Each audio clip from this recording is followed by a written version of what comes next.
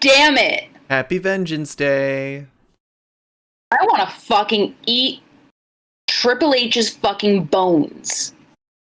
Fucker. Okay. Literally never been so mad in my entire life. Well, now that Liz is upset, I just want to say that that was one of the best takeovers that we've had, aside from War Games. That was fucking awesome. It was a sick-ass takeover. It's just bullshit and stupid, and I think it should be stricken from the record, because it's fucking dumb. Welcome to the Pinfall Podcast, everybody. Since Liz might be too mad to do the intro, I'll do it.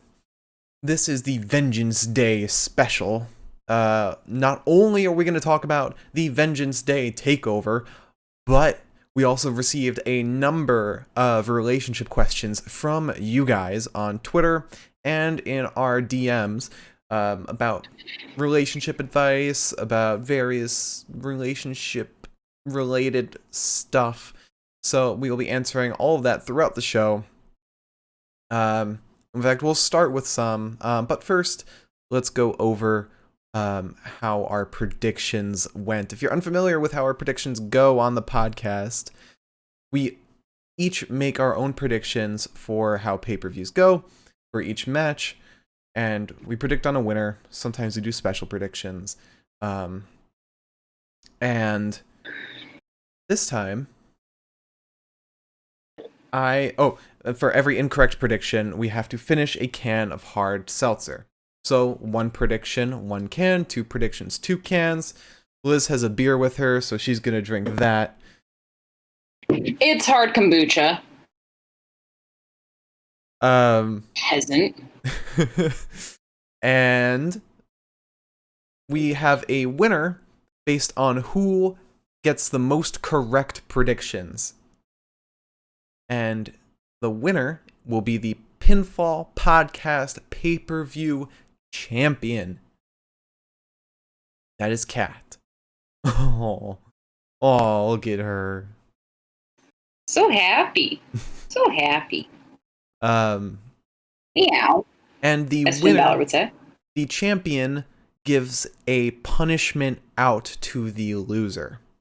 Now, to go over tonight's predictions, I got 4 correct predictions and 2 incorrect. I know there were 5 matches, but we did a second prediction on the women's triple threat based on who would take the pin, who would get pinned in that match. And we'll go over specifics of each prediction once we get to those matches. But Liz, after my 4-2 prediction record, how did you do? I think you're a cuck. Oh, this all came down to that one pin prediction that we did. Otherwise, we'd be tied. Does it look like my hairline's receding? Do you think like that's normal? It's fine. Don't start the answer for that off with no. I was answering if it looks like your hairline's receding. Because, I mean, I've got a lot of this shit. I feel like I can't lose it. That's karma, baby. Anyways, I got 3 right. Okay? Suck a fuck. And you got 3 wrong. So. And of course I fucking lose. Or no, yeah, I got 3 wrong. I don't know how many I got right. 3. But of course I fucking lose on the one match that I could have done without. So I have to finish 2 cans of hard seltzer, and Liz has to finish 3 before the podcast is over. And I've chosen to add to that a gin cocktail and this, which is a beer. Because here's the thing, guys. Here's the fucking thing. I'm not happy right now. I'm not happy. I'm very unhappy, actually. I think Liz would be drinking all of this if she was happy. No, the way my stomach feels, I probably wouldn't be. But that's why we have the hard kombucha for the probiotics. Well, let's talk about your punishment real quick. Oh, please be nice. Oh my god. What? You get scared every single podcast by something. No. So last I saw, the cat was over on this side of me. Uh-huh. This was over here. I thought she had left the room. I thought she was gone. And all of a sudden she comes up and smacks it several times. And again, my hair is here, so I can't see that shit. I don't see a paw. I just hear rattling, and I was like, fucking God. This cat's gonna take years off my life. So do you want to talk about your punishment? Yeah, let's just get that over with. So, for every 50 bits that we get, which is not that much, it's about 50 cents. Every 50 bits we get, I went online and searched up Finn Balor fanfiction. And for every 50 bits that we get, you have to read one paragraph from that fanfiction. And I'm going to send it. I'm going to send it to you right now. You have to read it in a very dramatic I have the Finn fashion. Balor fanfiction. I have the Finn Balor fanfiction on Archive of Our Own already open. If you just want me to go from there. No. I want you to read this one. The special one.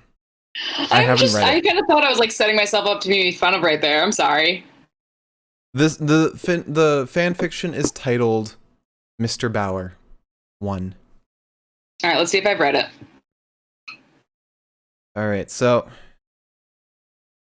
No, it's on Wattpad. Never mind. I don't read on Wattpad. Okay. And remember, we don't read any of that until we start getting bits. And if we don't get any bits, you don't have to read any of it. Okay. And if I were to read it, I can just choose a paragraph that I want? No, you go in order. Otherwise, how are we going to understand the continuity? Okay, that's fair. These paragraphs are really short, so. Yeah. Mm-hmm. We could also make it every 10 bits. It's up to you. Listen, I don't give a shit. This is actually not a punishment. I'm going to have a lot of fun with this. All right, well, don't say that. All right, so let's crack open our first seltzers. And I'll do my probiotics. How about we start with some questions? Okay. Do you want me to start? Do you want to start? We can alternate. We can do like maybe 2 each or 1 each for this one before the show. So are we doing this where we would normally do the wheel? Sure, maybe a little more often. Because I have a lot of questions actually. I have like 10. Oh really? Can you send me a couple then? Because I've only got like 4. Okay. Send me like a little screenshot or something. Okay. I'll copy and paste them to you. Sure. But why don't you start with your first one just so we can have time to do that? I can't see them when I'm sending them to you. So you gotta hold on a second. All right. Do you want me to start? Do you want me to start? Because I just sent them. All right. So first one. It's a little bit of a serious one. So actually, let me just delete those that I sent you. All right.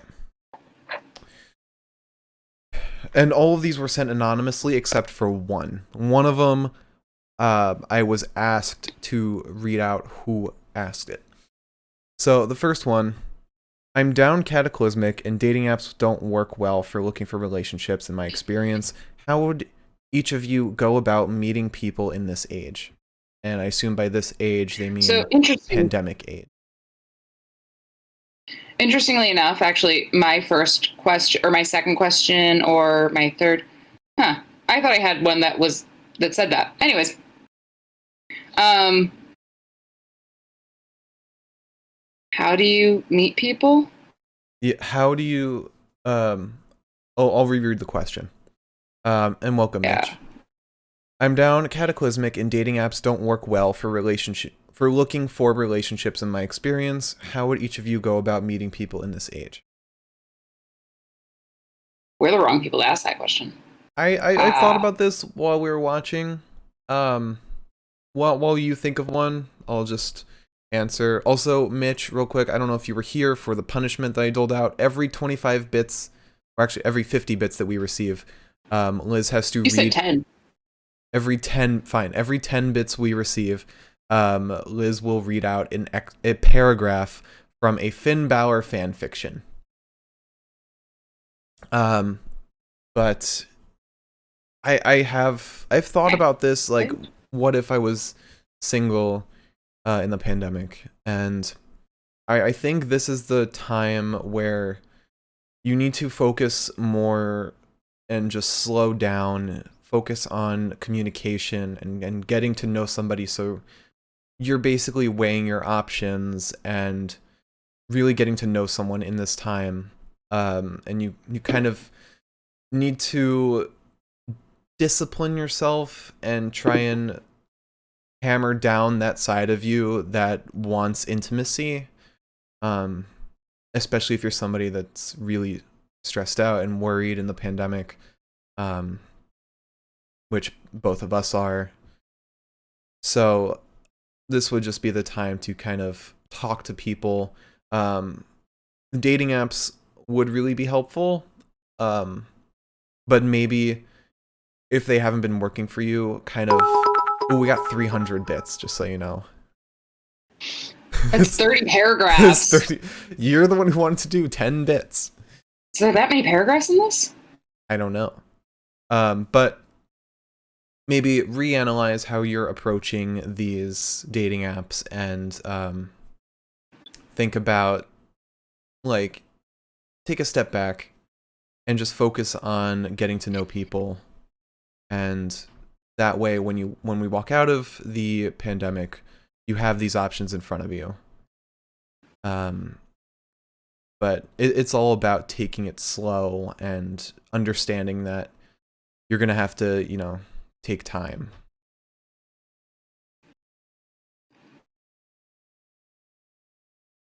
And thank you, Harry, for the bits. So first of all, thanks, Harry. Second of all, just want to put it out there real quick, since I know Mylon will eventually watch this episode. Mylon, fuck you for putting the gif of Adam Cole super kicking Kyle in my fucking Twitter mentions. Also, I'm upset right now. We got another 10 bits from Mitch. Guys. Pace yourselves. You don't want to get all the way into this fan fiction and not have anything to do. Or I'll just have to find another one.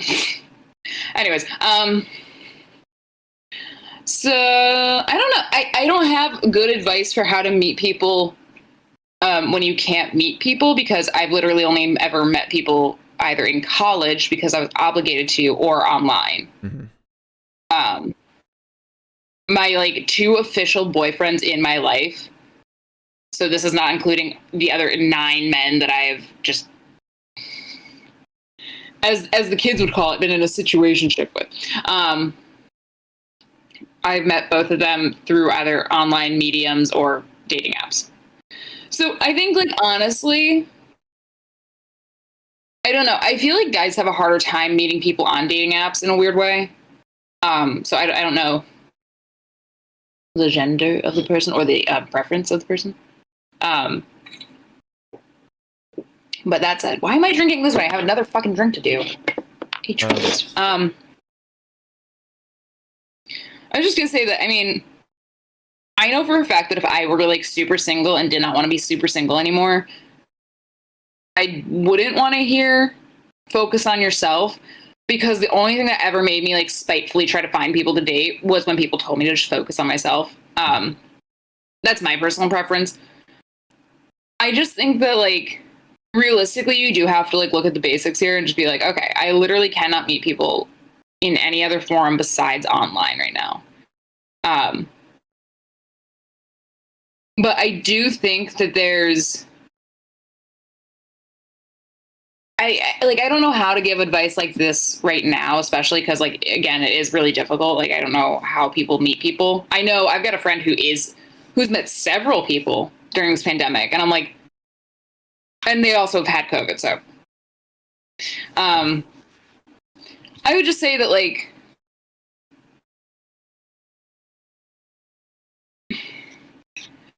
I think maybe just going into,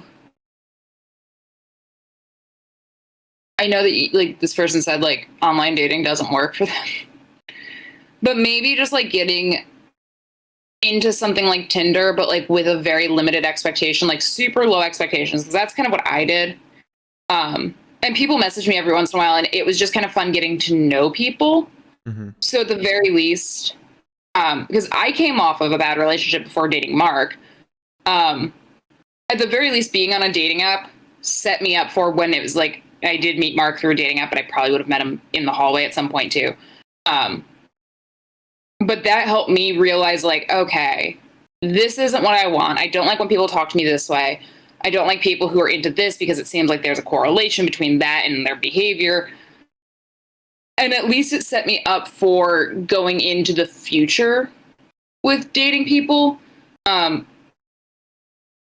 So, like, you could just use it at that point to, like, make friends. Like, I've actually made a couple friends through dating apps. And it's, like, it's weird at first, but, like, you talk for a while, you might realize, like, oh, I'm not interested in them, but, like, at least you have someone to talk to. So I think going into it, like, just not being, like, I'm going to find my husband or wife through this, like, or my next, like, serious girlfriend or boyfriend or friend, significant other. I don't fucking know. I know some people who have just made friends off of dating apps, and like I said, it's all about reanalyzing your priorities at this moment. Just I think focusing on conversation rather than intimacy first. Conversation is definitely all you can really do at this point. Right. And, like, I know for a fact, like, with me personally, like, I love talking to people in the sense that, like, I love the getting to know you phase.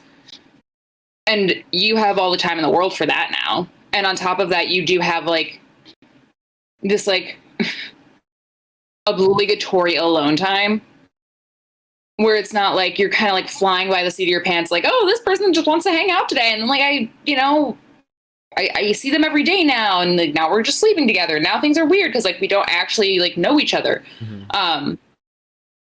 I think having that, like, required alone time is also a good time to work on parts of yourself and maybe, like, analyze, like, what you want, what you don't want. And then I think once you know what you want and you don't want, because, like, I know for a fact I had this idea of who I wanted, and then I was single for a hot minute, and I was like, oh, I know what I don't want. That's for fucking sure. Mm-hmm. And it's certainly not 27-year-olds sitting over. I was 18 or not 18. I was 21 at this time. But I was like, it's certainly not 27-year-olds that live like an hour away telling me I should come over. Yeah. Also, we should read maybe 3 questions at each segment. Because there's 5 matches times 3. How about we do 2 right now, though, just because we haven't gotten into the actual match. Okay. And I have to read 31 paragraphs of Mr. Balor. Unless you want to switch it to every 50. It's up to you. These paragraphs are really short, so... The 30. This isn't by no means Moby Dick. Right now, before we get into the next question... After these paragraphs, we will make it 50 if people... How about this? Okay. If someone donates 10, it'll be 1 paragraph. If somebody donates something along the lines of 300, we'll do it every 50. You see? I think... fine, alright. Because 31 will be a lot of reading. Right, but that's what I'm saying is that, like, I don't want to take... I mean, we already promised the value for the item. Right, yeah. Alright, so... We're not shysters, Marcus. Yeah, so just to reiterate, we get like 100 or more at once, it's every 50. If we get less than 100, it's every 10. That makes sense? Perfect. All right, so do we want to do another question and then you read paragraphs, or read paragraphs and then another question? I can read us 15 paragraphs right now. Okay. I cannot wait. I read a little bit of it. This is going to be so good. So for anyone just tuning in, this is a Finn Balor fan fiction, which is my punishment to Liz. It is called Mr. Balor. I will not say by who, only because I don't want to be mean about people in their writing. However, he tapped on my desk with the ruler. Wake up, Valerie. I'm not doing the Irish accent. I don't know how to do it. I rolled my eyes as I sat up in my seat and mumbled, "How irritating." He turned around on his heel. "What was that?" I looked at him. "Nothing, don't worry about it." He sighed and continued teaching, because that's how we talk to our teachers. I kept checking the time every few seconds, wanting to leave this class. Valerie set the phone on my desk. My eyes widened. Oh, hell no. The class then began to snicker. He looked at me. "Fine, stay after class. You have detention today with me after school." I groaned and sunk into my seat, dreading every moment of the class. Yes? Real quick, you're getting requests to do the accent? Well, tough shit. Ooh. I don't know how to do an Irish accent. Besides, ow. All right. It's the only thing that we've heard so far from Finn today. I don't even have like a basis. I could like do an English accent, but that's about it. Mm-hmm.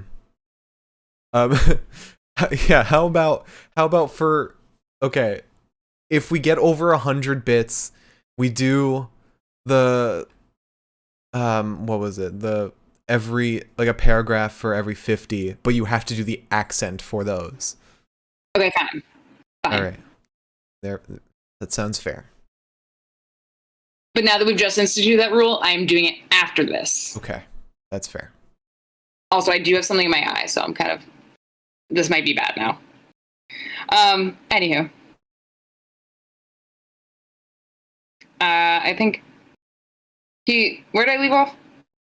Don't know. I'll just read that last paragraph again. He looked at me. "Fine, stay after class. You have detention today with me after school." I groaned and sunk into my seat, dreading every moment of the class. My best friend, Grace, tapped my shoulder from behind me, and I turned around. Ugh. What? I whined. "Have fun in detention," she chuckled, and I frowned and turned around to see Mr. Balor in front of me. Or, I'm in front of me. That was our first 5. Should I make it 2 detentions? My other best friend from the back, Seth, yelled out. "You bet she does, Mr. Balor," he said slyly, and I started blushing. So Seth is also a child in this class, I guess. We also just got another 100 bits. So that's 2 more paragraphs, but in an Irish accent. Well, let's do that after I get through this first 310, please. Just keep track. What number are you on right now? I am on 6? paragraph 6. Yes. Okay. All right. 2 detentions, Miss Matthews, he said sternly and turned away. You've got to be fucking kidding me. The bell rang and I groaned. Seth and Grace waved to me and left. If Seth is Seth, then who is Grace? That's a question. Grace is Is Grace just a self-insert? Like, is it maybe her best friend for real? Maybe. Or it's whoever wrote this. I feel like if you're doing a self-insert for the person that's definitely gonna fuck Finn Balor, you'd want to make you the main character. Fair. Yeah. Maybe. Anyways, start cleaning up the room. I'll be right back. Mr. Balor leaves and I huff as I start picking up things off the floor. Fucking detention is this? I felt eyes on me and turned around. Mr. Balor quickly looked down at his papers and started grading. Anything else? I turned to him and he fixes his shirt. Just sit down and do homework. I nodded and sat down. An hour passed of my detention. I was staring at the chalkboard. You okay, darling? I snapped out of my trance and looked at him and blushed. Yeah. That was our 10th paragraph. Mm-hmm. He nodded as I turned away and looked down at the floor. Okay, are you sure are you okay? You seem very stressed. Yeah, I'm okay. He walks over to me slowly and sat on the desk that's for later. Anyway, and sat on the desk next to me, and my eyes trailed his body and I blushed softly. He bit his lip and looked at me. I tried scratching the middle of my back, but couldn't reach it. Need help? He stood up and walked behind me. I nodded. Yeah. He starts moving his hands along my back and I shut my eyes. Oh no! I'm blushing like a whore in church. And sweating like one, too. I'm reading along Anyway. with you in this next part. Oh no. This is what you do when you scratch somebody's back. He unclipped my bra. Oh no. Oh, I'm sorry. I didn't mean to do that. I can't even unclip my bra half the time, like, for real. And my dude's just scratching her back. He's like, oh, whoops. I pressed my lips together. It's okay. Don't worry. I bit my lip and shifted in my seat. Are you good now? He told me. I could hear the smirk in his voice. And that is our 15th paragraph. Unfortunately, we have to move on to another question. Mm-hmm. So we have 2 Irish paragraphs to do and 16 regular paragraphs. Yes. Do you want to read off one of the questions that you have? Yeah. Okay. We also have So, one of the another questions I 100 have- bits coming in. Sorry to interrupt. So that's 2 Yes. more Irish. Are we ever going to actually get into the NXT? All right. Anyways, so I was asked, how do you get over your fear of dating again after exiting a horrible relationship? Which I think we're both more than well equipped to answer that. Yeah. Not really. We both got out of horrible relationships and immediately dove into this relationship. Yeah. Should I go first? Repeat the question one more time. How do you get over your fear of dating again after exiting a horrible relationship? Okay. Yeah. Actually, yeah, you start. I started the last one. So I don't really know how to answer this one. When I said that this is going to be horrible advice, I meant it. I mean, in my experience, I got out of a really shitty relationship, and then I fucked around kind of for a month and a half before Mark broke up with his girlfriend for real. And 4 years later, look at us. But I think, pardon me. What I did, I mean, honestly, for me, and again, this is going to sound weird, I think, but like, I, out of pettiness, got on Tinder. And just started trying to like see who was into me. Was really upset at first because I was like, man, I'm not getting any matches. And then I realized you have to swipe on people to find out if you've matched with them. And I was just swiping left on everybody. I did that too. I felt so bad about myself. And then I started swiping right and I was like, oh! But for me personally, that really did like wonders for my confidence. Cause like, I was like, oh, here's a bunch of like guys that I think are attractive that think I'm attractive. Admittedly, I had pink hair at the time, so I was definitely the manic pixie dream girl of their dreams. But that did like a lot for me as far as like kind of one, learning how to reject people, because there are creeps on there, especially once they had like the super like feature and like I could just suddenly be messaged by people and I was like, like I had one guy get into my DMs and he was like, I'll take pictures of you for free. I'm a photographer. And I was like, I know exactly what you're saying. And like, no, nudie I have a webcam for that. I have a webcam and I can do it for free myself. But I think for like the average bear that isn't Elizabeth and isn't desperate to be loved at all times during the day, and just happened to fall ass backwards into a good relationship, after a bad one. I think like one thing that always worked for me really well in relationships when they ended was just deleting everything. Like no remorse, not fucking around, delete everything, delete their number. You don't have to block them. People are always like, block them on everything. And it's like, no, because you're going to want to look. And that's fine. But just delete all the pictures, delete everything that like kind of makes you feel a certain way about them. I mean, I've kept stuffed animals from my exes because they don't deserve such treatment. But like there's a lot of stuff that like I just got rid of. And like I still have, there's probably at my mom's house like some shirts from an old boyfriend and stuff like that because I just wasn't ready to get rid of them. and I moved on just fine. And you'd have to remember, one thing that like always stood out to me was this quote from a movie or a documentary called Happy, I think. And it's basically just about like people who have gone through shit and still managed to be like jolly. And one person who like I think like lost their legs or something was like, it's hard, but you have to remember, like, as bad as you feel right now, like no matter how bad it is, it's always like there's always going to be a day where you can look back and be like, oh, I'm not sad about that anymore. Like you'll be sad for a while, it will hurt like fuck for a while, but one day you're going to wake up and you're going to be like, I don't really fucking care. And then even if this is not talking about like relationships that are like actually like, horrible, like traumatic, horrible. But I'm not a therapist, so I can't really give advice on that. But I just think that like letting yourself be sad and sitting with that sadness, and then when you're ready, start like sitting on the train and like seeing cute boys, maybe play like a little love song, like look at them for a minute or two.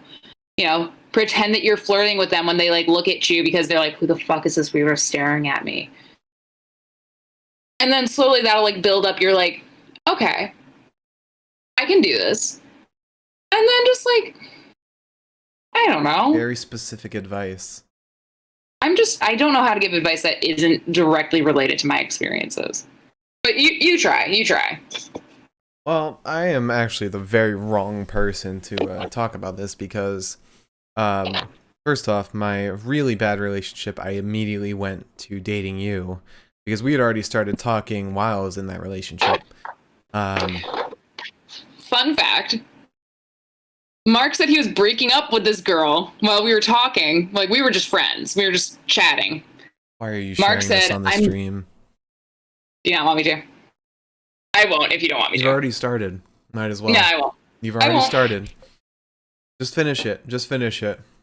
Mark and I have been in a very happy relationship for 4 years. And counting, so. I don't hold this over. I just think it's a funny story. And to be fair, I do not blame Mark for this because I know for a fact the person he was with. But Mark was like, I'm going to break up with her. And I was like, okay, cool. Like, if you want to hang out afterwards, like, because you might be sad that you broke up with somebody, even if you didn't want to be in the relationship anymore. And then I was at like a rehearsal for a theater performance, and I get a text from him, and he's like, so we got back together, and I could feel the confusion in the text, and he's like, but can we still hang out? And I was like, I was making moves. No, we can't. We cannot. But now here we are, very happy, and I think he's a cutie pie. So anyway, back to the question. Oh boy, we got 50 bits from Mitch now. Thank you, Mitch. Mitch, thank you. That's another 5 regular paragraphs, making it 21 regular paragraphs, 4 Irish paragraphs. Oh boy. But I was in a decently bad relationship as my first relationship, and it took me time to get back into dating again. And dating was horrible for me in between that relationship and my next one. But it honestly just took embracing friends.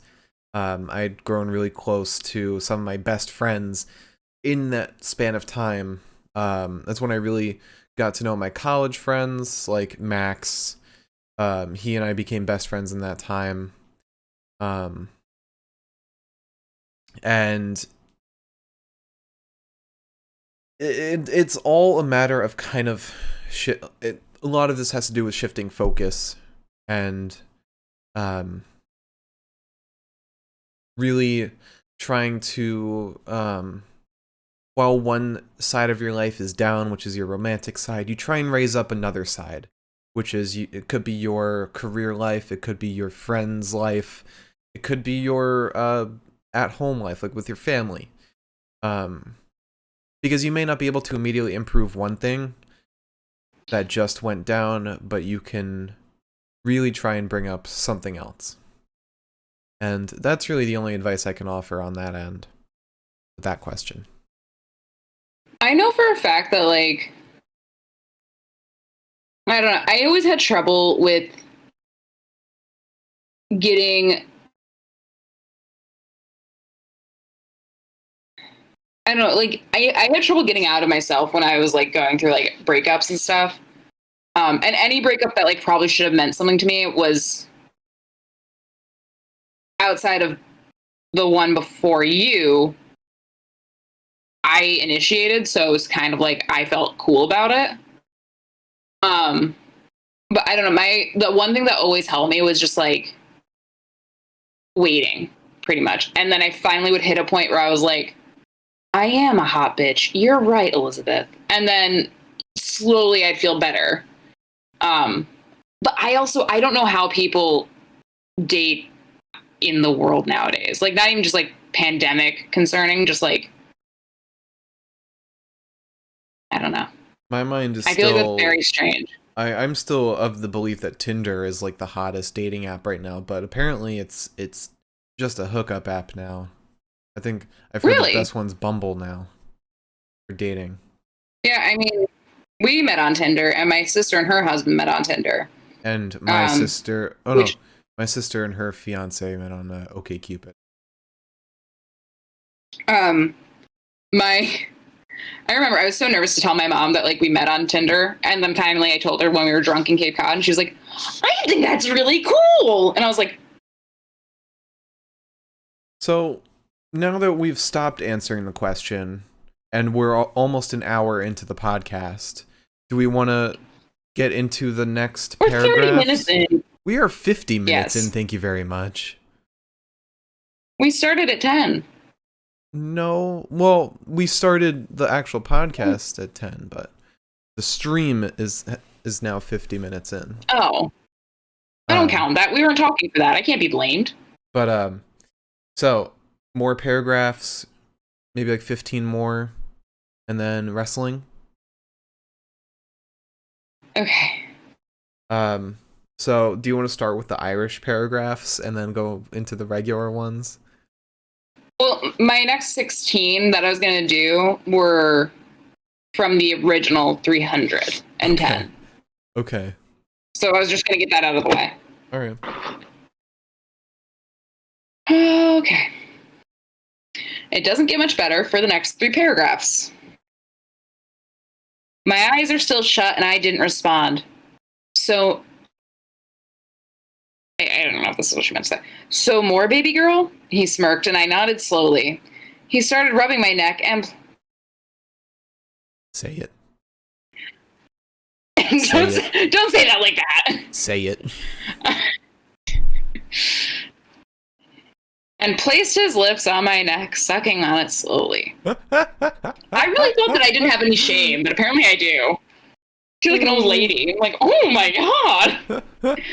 I moaned softly and felt his smirk against my neck as the timer on his phone went off. Okay.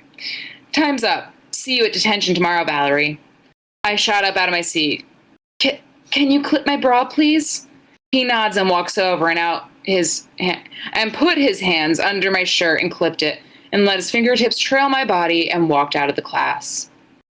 The next day, I woke up and went to the bathroom to shower. I looked into the mirror. And I looked into the mirror to see a purplish brownish mark. Oh no. I sighed as I touched the mark and groaned. I got ready in my normal flannel and leggings and black boots and grabbed my things and went to pick up Seth. I pulled up to Seth's house and honked the horn a few times. Hurry up, loser, I sighed when he didn't come out and looked at the passenger window and jumped. Thank you, Steve. I sighed when he didn't come. Sorry, Steve. I don't understand this sentence. I sighed when he didn't come out and looked at the passenger window and jumped. Oh, because he's standing there. Thank you, Alex, for following. Paragraph. Hey guys, haven't seen y'all in a really long time. And Brian, thank you for following. I miss the days where I would just see your friends at parties and be like, Mark's friends, let's talk about Mark. And now I'm just reading fan fiction in front of you all. Yep. All right, on to our next 5. Seth laughed as he got into the car and I huffed. You dick, he smiles. Well, I do have one, don't I? He laughed, but quickly stopped when he saw the hickey on my neck. Ooh. It's a very weird way to spell that. Who'd you screw? My eyes widened. Nobody. If you want to read along, this is called Mr. Balor. It is on Wattpad. I'm not going to tell you how to find it. It's just a picture of Finn Balor. Don't read along. Read along, maybe. We might not finish it, so like if you want to keep going, who's to say? He kept asking questions as I drove to pick up Grace. Do we know him? Are we friends? Is he in our class? Answer me, woman. I sighed. Don't worry about it, Seth. Don't worry about it. Seth rolled his eyes. Whatever. I scoff and pull up to Grace's house and honk the horn a few times, and she runs into the car. Seth texted me, she giggles. Where'd you get that hickey? Hate that word. Let's call it a love bite. Ew, no. No, let us not call it that. You figure out what you'd like to call it instead. A bruise. Okay. I sighed and ignored them. We're going to be late. Shut up. I pulled up to the school and parked in my normal spot and walked into the school. Fair enough. You know we're late, right? Grace rolled her eyes. Well, you probably took forever, Seth, God. Well, you probably took forever, Seth, just knowing you. I like knowing who's talking. I think that's fun. As the two were fighting, I was looking at the ground, watching my feet as I walked. Seth and Grace called my name out, but when I looked up, someone bumped into me and fell on top of me. Thank you. Dumping the cold liquid all over me. Yep. Okay. Don't like the word liquid in this context. That's 10. That's 10, yeah. Mr. Balor jumped up. I am so sorry, Valerie, he said while offering his hand to me, and I garbit.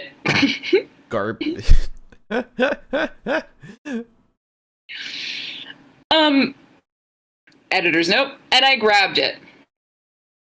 It's okay, really. I smiled softly, and he looked at me up and down, and my cheeks heat up. Grace coughs. Let's go get you some dry clothes, Val. I shake my head. No, it's okay. It'll dry off. Mr. Balor smirked at me and walked off. During lunch, me, Seth, and Grace sat together as usual. Grace snaps her fingers. Who's the guy? Don't worry about it. I rolled my eyes and bit my lip. We will figure it out soon. Don't worry, Val. Seth smiles. The bell rang and we were dismissed from lunch and on to Mr. Balor's class. I was happy to go to his class. I walk into the class, and Mr. Balor was leaning on his desk, looking on his lesson plan. I sat down in front of Mr. Balor's desk, my clothes still drenched from the morning when he dropped his water on me by accident. Good afternoon, class. We all mumbled a low, good afternoon. How is your shirt still wet? It's been hours. What are you fucking wearing? I like how that's the problem. That's the problem you have with this story. Also, I mean, the other problem I have is that, like, the last time I remember having the same classes with all my friends was, like, middle school. High school, like, I got to pick some of my classes, so, like, things differed. But anyways, do you want to get into the matches now? Well, you said you're going to do 16. You still have one more. I did say that, didn't I? Sorry. Didn't mean to short stick anyone. Open your books to page 245 and start reading to 250 and write notes about it, please. He goes and sits at his desk and started doing his work as I started read but spaced out again. All right, so that's 16. Wait. Let me give them this last sentence. Someone hit my desk. Valerie, wake up.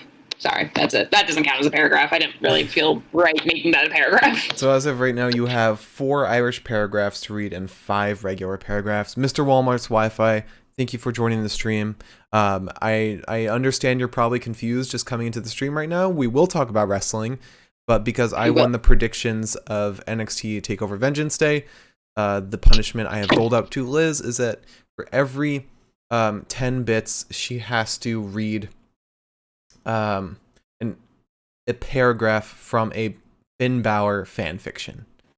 And for every bits over 100, for every 50, she has to read a paragraph in an Irish accent. All right, so now we move on to the actual wrestling show. Holy shit.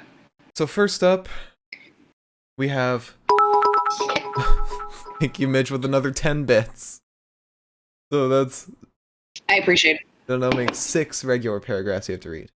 I'm so excited. But we started off with Dakota Kai and Raquel Gonzalez versus Ember Moon and Shotzi Blackheart as the finals to the Dusty Rhodes Classic Women's Division tournament. I picked Ember Moon and Shotzi. Liz picked Dakota Kai and Raquel. So this is my first can of seltzer that I have to finish. Right on. The only moment of glory I was going to get tonight.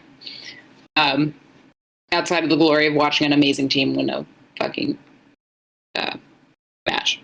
Anyways, we start with Shotzi and Raquel in. There's a shoulder tackle to Shotzi.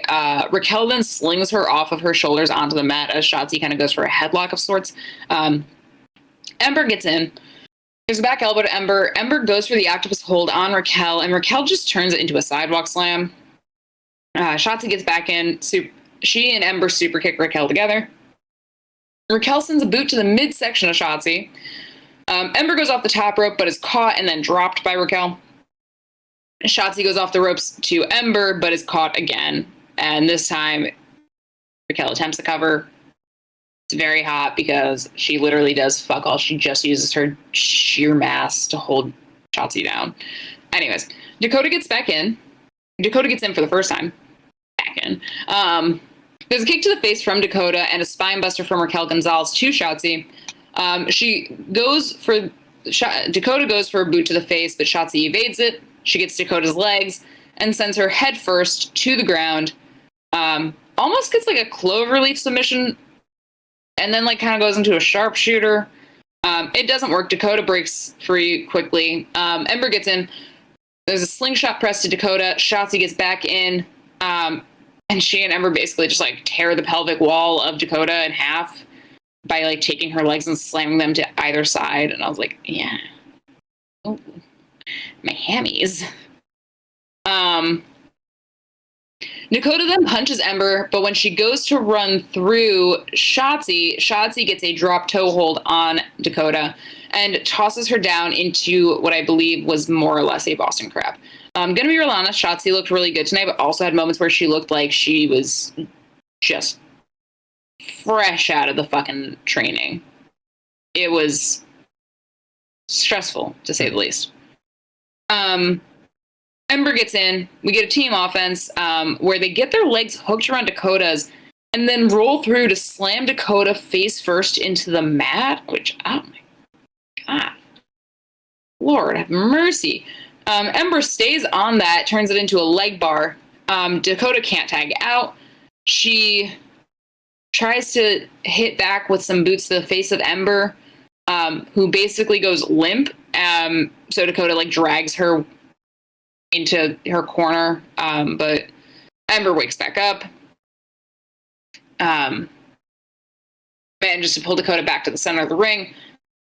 Then she tries to tag Shotzi in, but Raquel's distracting the ref. The ref doesn't see Shotzi tag in. And then like Shotzi, or rather Ember gets like this weird like leg DDT sort of deal. I don't really know what to call it. That's what you called it. I went with it. She just DDTs her leg. And then kind of goes for a single leg crab. But Dakota turns that into a means to launch Ember. She then clotheslines, or Raquel gets in, and Raquel clotheslines the piss out of Ember, gets her with a short arm. We then get a fall-away slam to Ember and another Shotzi as well. Raquel tags in a very tired Dakota, who I genuinely thought was like, I don't think she's ready for that shit. Okay. She flies off the top rope onto Ember, like an angry fucking cat. Shotzi then comes in to break the cover with a senton onto Kai. Shotzi pulls Raquel out of the ring with her legs and goes for a Hurricane Rana, but Raquel catches her and then slams her into the fucking chain link fence. Raquel gets back in. That was not nice. I didn't like that at all. But Raquel becomes the legal man. There's a drop kick from Ember to her that sends her off the apron. The moment she is tagged in, though, you just kind of see her plunk off the side. It's kind of funny. There's a Puma tackle to Dakota, but Raquel Gonzalez finally gets in and is looking slightly more formidable than the exhausted Dakota Kai. She doesn't really last long, though. She tags Dakota back in pretty quickly. There's a boot to the face of Ember. Ember forces Raquel, however, to clothesline Dakota, and then sentons Raquel in the throat. There's an eclipse to Raquel that does not look good, especially considering the eclipse we saw last Wednesday, which was bonkers. But she covers, and Dakota interferes so that the ref misses the cover, because Mr. Ref was not doing his job tonight. Anyways, Shotzi then drop kicks Raquel Gonzalez while the ref is busy, simply just not doing his fucking job. We get a short scissor kick to Raquel. Dakota's back in. We get an arm drag to Dakota and a bulldog. We get Dakota up in the torture rack and down into a neck breaker over the knee. I can hear that clear as day from where I am. Oh, wow. Jesus Christ. Calm down.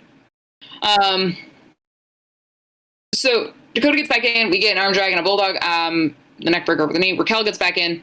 She puts Shotzi on the buckles, and Shotzi does like this weird neck breaker, like belly to back suplex. But Shotzi, you can tell, forgot how to fucking do the move. Which, this is not meant to roast Shotzi, but just because she did this, and normally she looks really good. But she, like, had her back to Raquel and didn't look like she knew how to hold Raquel's head to go down, which is pretty much the most important part when you're going off the buckles. She was belly to back. It was her belly was to Raquel's back, and she wasn't sure whether to put her arm under her chin or around her neck, like this. She kept switching up how her arm went around Raquel's neck. No, she was, because it was a belly to back, but she was facing into the buckle. Oh yeah, that's what Raquel's, yeah. But yeah, it just like she like kind of like went like this, and then decided this was better, and I was like, this is not the time to not know what you're doing there, sweetheart. But anyways, gets the suplex off without killing anybody. She then suicide dives onto Dakota, she suicide dives nearly onto Dakota, nearly fucking braining herself and Dakota against the fucking announce desk. We then get a neckbreaker from Shotzi. Ember is legal again. She goes off the ropes with some knees to the chin to Raquel. Nothing keeps Raquel down, though. We get a torture chair from Shotzi, and Ember dives down onto Dakota, who is in the torture chair position. Once again, doing another thing where both Mark and I were just like, oh, okay. There's like, I feel like I get so excited about NXT takeovers and just NXT in general. And then I get NXT and I'm just like, fuck. They're gonna kill each other. Anywho. Raquel then attacks. We get an NSYNC to Raquel from Ember and just the strangest submission hold. Dakota manages an overhead kick to Shotzi and a cannonball DDT. We then get from Raquel and Dakota an assisted GTK on Shotzi. Ember breaks up the cover and Raquel throws her out of the ring onto this walkway that doesn't make any sense. It's like AEW's walkway now. It's no longer the ramp. I don't know what that was about. Yeah, it very much just seemed like they were copying AEW for this, but I didn't really mind it. It looked cool. I didn't mind it, but like, first of all, when your first introduction to it is watching somebody throw somebody over the ropes, and your thought is, okay, they're going to land on the ground, and then they don't, your brain just kind of flatlines for a second. It's like, yeah. Okay. And the material was just weird because like this very shiny black, like metal. Almost like like patent leather. It looked like. Anyway, so Raquel throws her out of the ring and then shoves her off of that walkway just to finish the job. Shotzi then kills Raquel Gonzalez, sends Dakota out onto her, and goes for a missile dropkick, but Raquel manages to get up and shoves her to the ground. Raquel then throws Dakota onto Shotzi, and we get a fucking massive choke slam for Raquel and Dakota to rightfully win. They deserved it the most, I think, of all the tag teams that participated. I really cannot think of another one that was involved that would have deserved it more than those two. That's fair. Because they've been putting the work in. Do you want to read more questions or read more paragraphs first? We're going to do both before we get to the next question and a paragraph. Or a question and a couple of paragraphs. Question. We'll do the Irish ones. Okay, question, Irish paragraphs, another question. How's that sound? Sure. I can't promise a good Irish accent though, so okay, that's fine. So it's probably gonna sound like some fucking Cockney bullshit. So my question is, this is sent from Anonymous. If you could date a wrestler, who would it be? For both men and women. I choose one. You have to choose. Let's do one for men, one from women. I'll let you start. Do you want to do like SmackDown, Raw, and NXT? Can we do like one at a time? Maybe Sure. like one for each. Yeah, sure. Thank you. I can't narrow it down like that. Starting with me. Yeah, I'll start with you. Do you want me to go through all of them?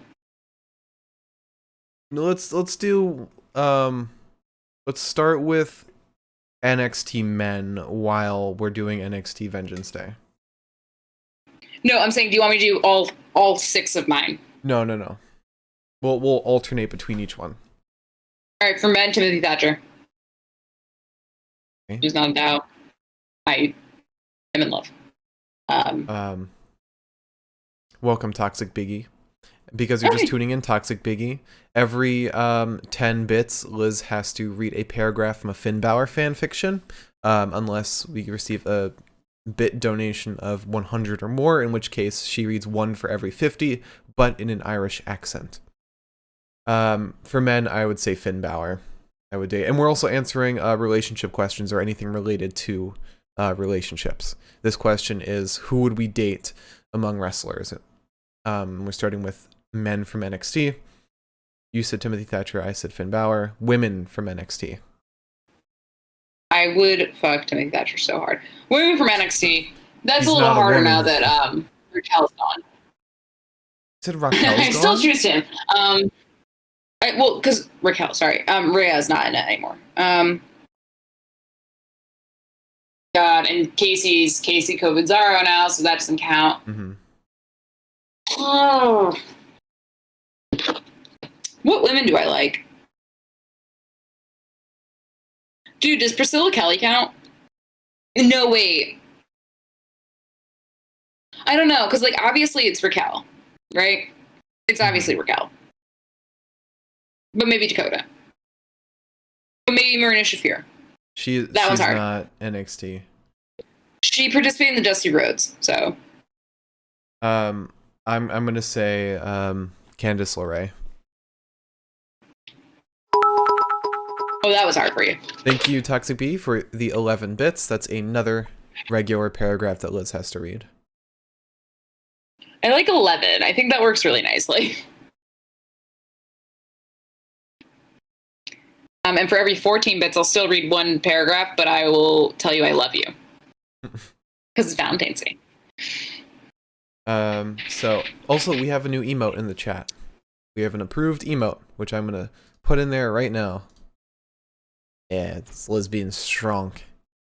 Alright, so, Raw men. Ooh. There's an obvious one, but I'm not choosing it. Probably. Maybe Thank not. you for Maybe? the 4 I don't more know. bits, Toxic Biggie. I'll wait to say my I love yous until I read the paragraph. I don't know. Who for Raw men would you choose? Besides T-Bar. Raw men. Xavier Woods. Oh, okay. This is the first one that comes. I forgot what men are on there. Ooh. AJ Styles. Oh, Drew McIntyre. no. No. Sheamus? He talks too much. No. You wouldn't pick Sheamus? Oh my No. god. Mitch, thank you for the 500 bits. That adds another 10. Right, 10? 5. No. 10. Yeah, Right? 10. That's another 10 Irish paragraphs. So 14 total Irish paragraphs. Shows how good I am at math. Something happened earlier where if we got to a certain bit amount, I would show pics of my feet. I never agreed to this. I think you did. Yeah, I did not. Oh, 500.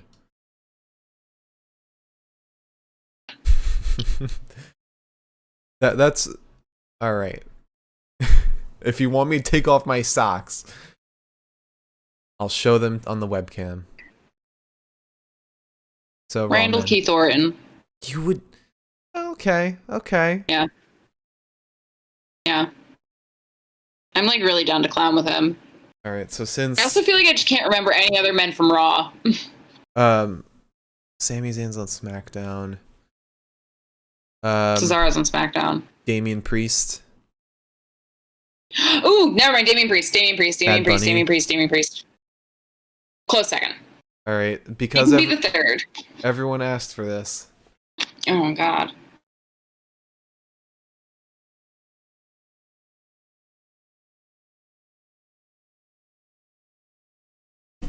All right, I hope everyone clipped that, so that will forever haunt me. Anyways, Raw women. Raw women. Who's on the women's roster? Roster. There's Asuka. There's There's an obvious answer, Marcus. There's Charlotte Flair. Who else? Peyton. Peyton's a choice. Lacey, no. What other women are on Raw? Naomi and Lana. Yeah.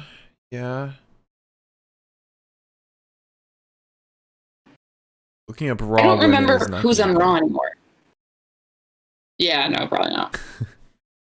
Nia Jax, Alexa Bliss. So Bliss is on Raw.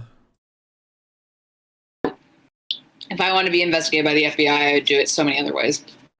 Fuck it. I'll pick Charlotte Flair. So I feel like my actual answer would be Naomi. Because I think she's hot as shit, but also she's super grounded. Mm-hmm. But I would not pick her for that specific reason. She would not be able to put up with my shit. So it's going to be Charlotte Flair, who probably also would not be able to put up with my shit, but she might like do it in like a fun and flirty way, as opposed to Naomi, who would probably just look at me, roll her eyes, and be like, I'm not. This isn't my mess. Also, Harry asked, do you think Nia Jax yells "my hole" during sex? Oh, she better. Yeah. I would fucking hope so. Alright, so SmackDown men.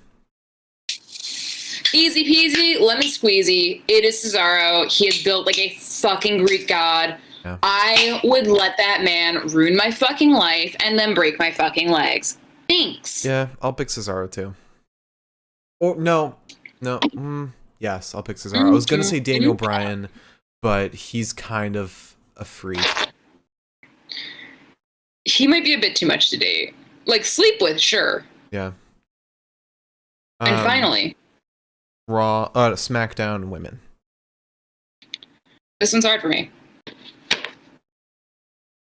Sonya, Liv, Bianca. Sasha, Bianca, Sonya. Rhea. But Bianca's got all the we don't know if she's not on anything yet. They haven't decided where to put her, which is why I've left her out entirely.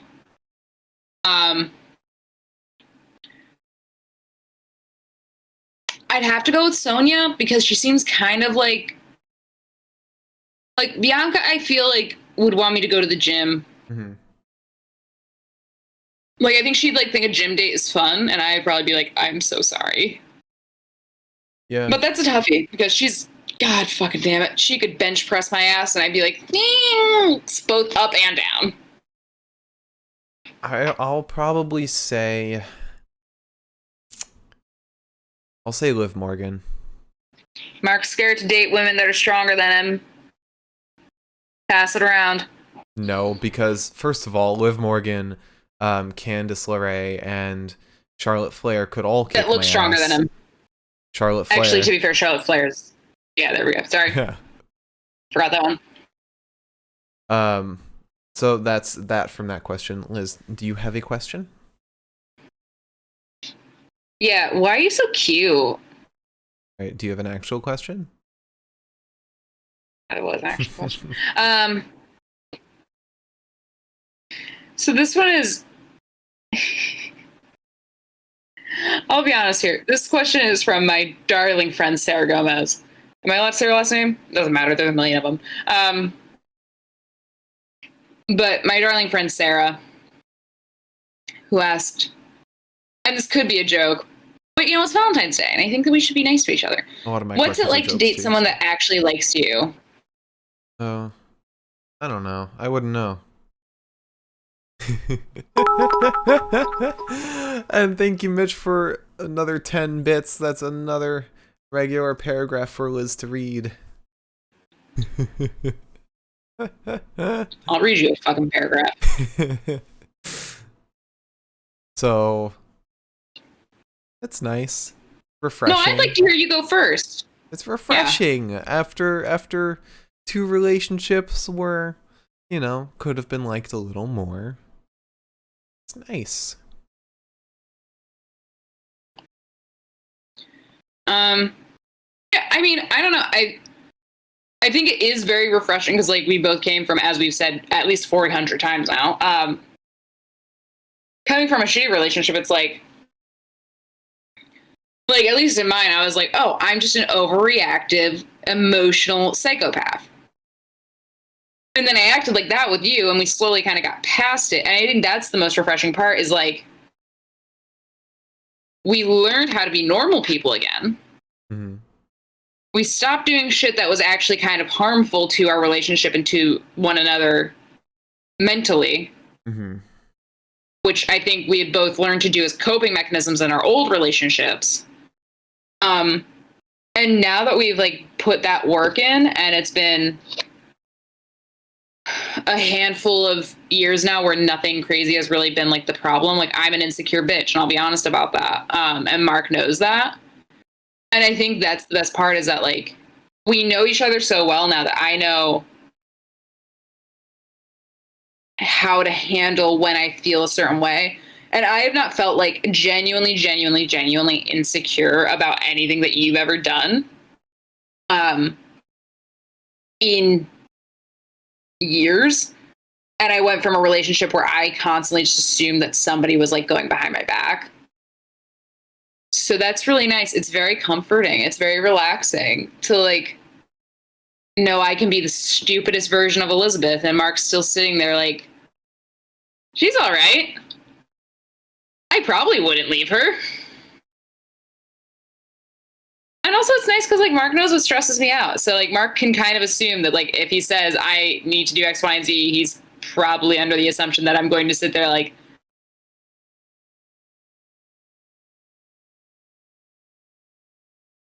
So do you want to move on to the paragraphs of the Finn Balor fanfic I'm making you read?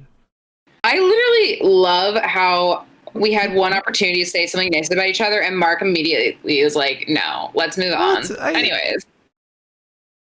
I said nice stuff about you. I mean, I said. 5 seconds. It's okay. It's okay. Mark bought me a nice little succulent tree today and some flowers. Yeah. Really nice.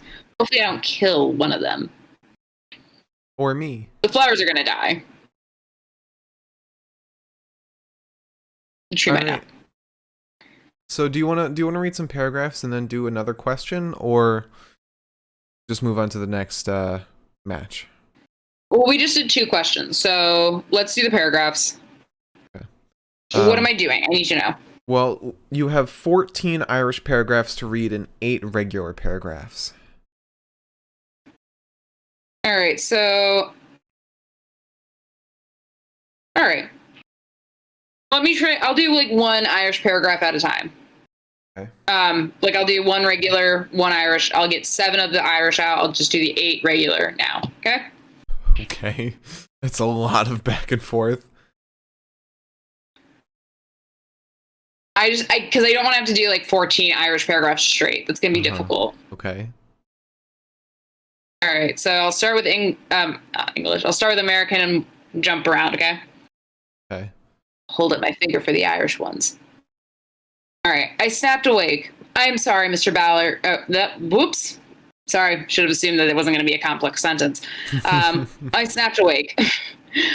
I'm sorry. Mr. Balor smirks at me. You better be sorry. Don't forget about your detention today. I sigh as if I seem mad or whatever about it, but oh god, am I excited. Oh, sorry, this one doesn't have any text dialogue in it. I kept staring at Mr. Balor, observing him, his lips, the way he walks, his build, his eyes. He dropped his clipboard in front of me and sighs, and he picks it up and brushes his hand against my thigh. Wait, weren't you gonna do Irish paragraphs? Oh, I thought I was only doing Irish for his words. No, you're doing Irish for like the whole paragraph. Why? 'Cause The narrator isn't Irish. it could be. The people are paying for Irish paragraphs. Oh my god, well, okay. I'm still counting as an Irish paragraph. Hey, all right. You can debate me about it, but we're already very far into this fucking podcast. So, American paragraph. I get flustered and my face turns red as the bell rings. The homework is to read pages 250 to 260, Mr. Balor calls out as everyone starts to leave. How do you do an Irish accent? I've, like, forgotten already. Think about Sheamus.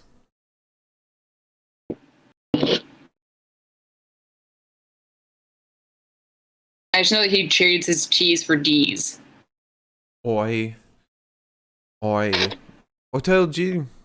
Something like that. It's Cockney. Can I just do British? And maybe get, like, a little rough about it? Do your best. Do your best. I'm just gonna do British and get rough about it, okay? I'm sorry.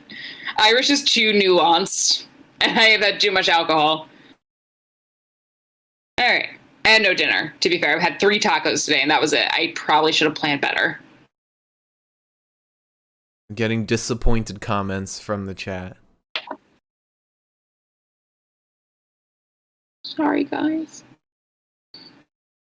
Anyways. He looks at me as he shuts the door when everyone leaves and closes the shade.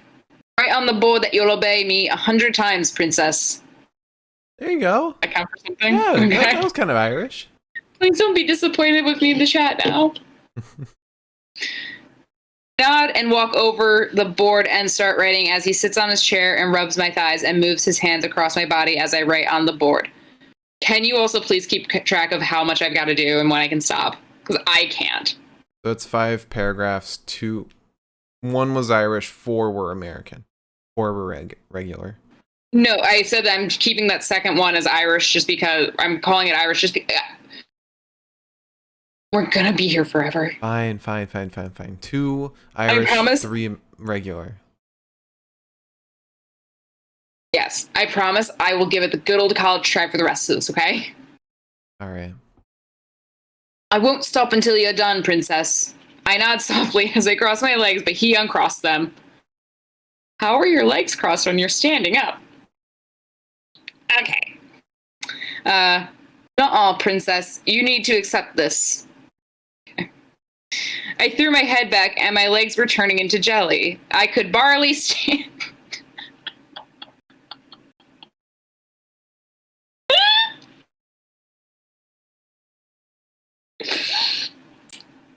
Editor's note, I could barely stand. Shh, don't make any sounds, baby girl. I'm sweating! Ooh! You have 10 more minutes. You've been standing here for almost 2 hours, baby girl. He licked his lips. I know, sir. A little bit of Oliver Twist for y'all. He smirks. Sir has a good ring to it coming from you. The timer soon goes off, and he stops what he was doing and looks to the board. Nothing written. Okay. He walks out of the school, and as do you. Diary log. It was Saturday. At last, I get to do what I want for like a day or so. I plan on going to the bar or something with Grace and Seth. We just want to get drunk and laid. Well, they do. I'm the designated driver since their asses can't drive yet. I plan on wearing a kind of cute black dress. Grace is making me in case I see my mystery man there. They keep pushing me. They want to know who it is, but me and Mr. Balor aren't anything. This is really cockney. I'm sorry. I am technically Irish too, so this is probably my ancestors are sitting back there just like, what the fuck? My phone started ringing, so I closed my journal and answered the phone. Hello? I heard a groggy voice on the other end. Hey, princess. Mr. Balor? I smiled slightly. Just call me Finn, princess. What do you have planned today? This is making me uncomfy. It should, because I genuinely don't know how old these people are. Apparently they're old enough to... Mitch just asked that. How old are they? Apparently they're old enough to be, or young enough to be going to classes where like everything seems predetermined and they have a lunch period, and old enough to be going to the bars, getting laid, and fucking their teachers, which...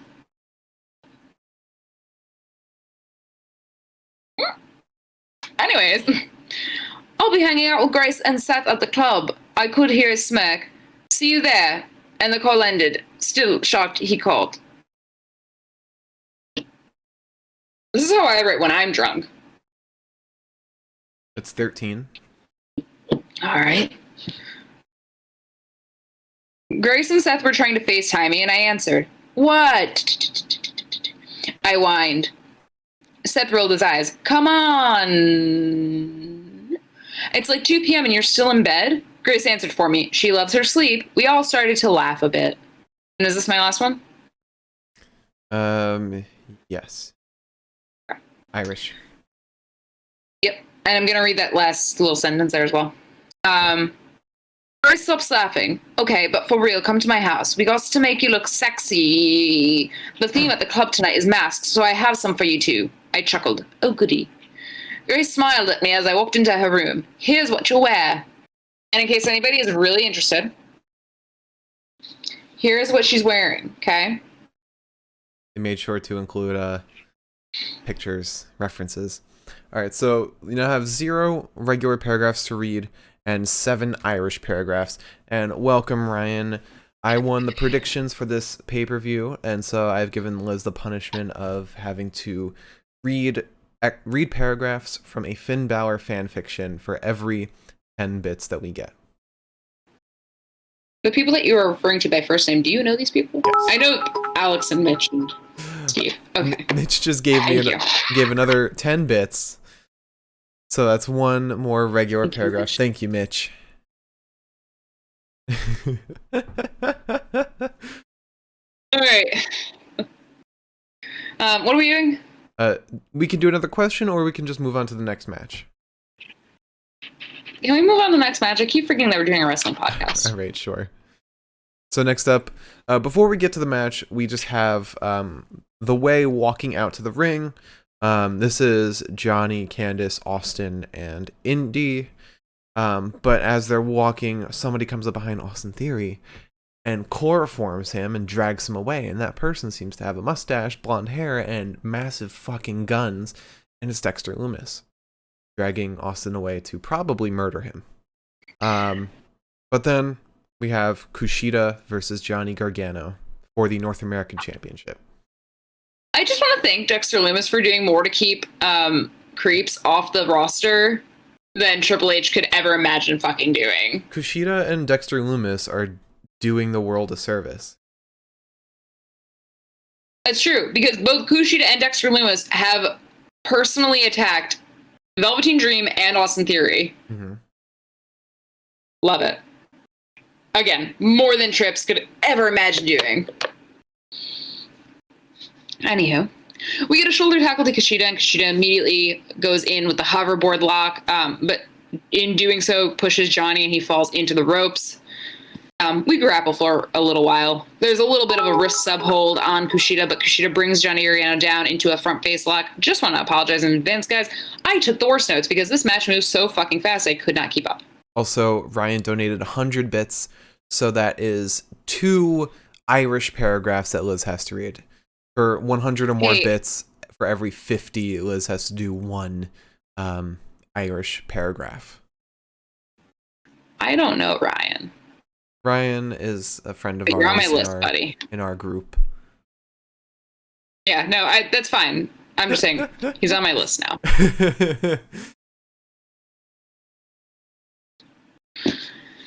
Anyways, I guess I can't yell at people for donating, thanks. Even if it's at my fucking expense. Anyways, so Gargano is rolling and tossing Kushida, but Kushida is basically fucking liquid, so he kind of just falls wherever he fucking wants and kind of crawls back up on Johnny every single fucking time. We get a crossface on Gargano and a shoulder tackle to Mr. Johnny, but Kushida is then caught with a Hurricane Rana, and Kushida lands in the form of a cartwheel. The man is insane. I don't know this man, but I don't trust that man either. Don't feel down, Ryan. Liz loves you and appreciates you. Oh, Ryan, I'm sorry. I didn't mean to be mean. Thank you so much. Sometimes I'm just mean naturally, so I don't mean to be. Take a shot though every time I said the word mean. Anywho, so there's an arm drag, but it's another. This is the beginning. Oh god. Courtesy of Nick. I like that I keep whittling it down a little bit, and then as I read the notes for the matches, it keeps coming in. Mm-hmm. So I just want also my notes look like a drunk person wrote them. I didn't start drinking until we started this podcast, so. And by that I mean the stream. Anyways, so it looks it's like an arm drag, but then because it's weird. It's an arm drag, and Kushida kind of reverses it into a submission hold, and Johnny then reverses it into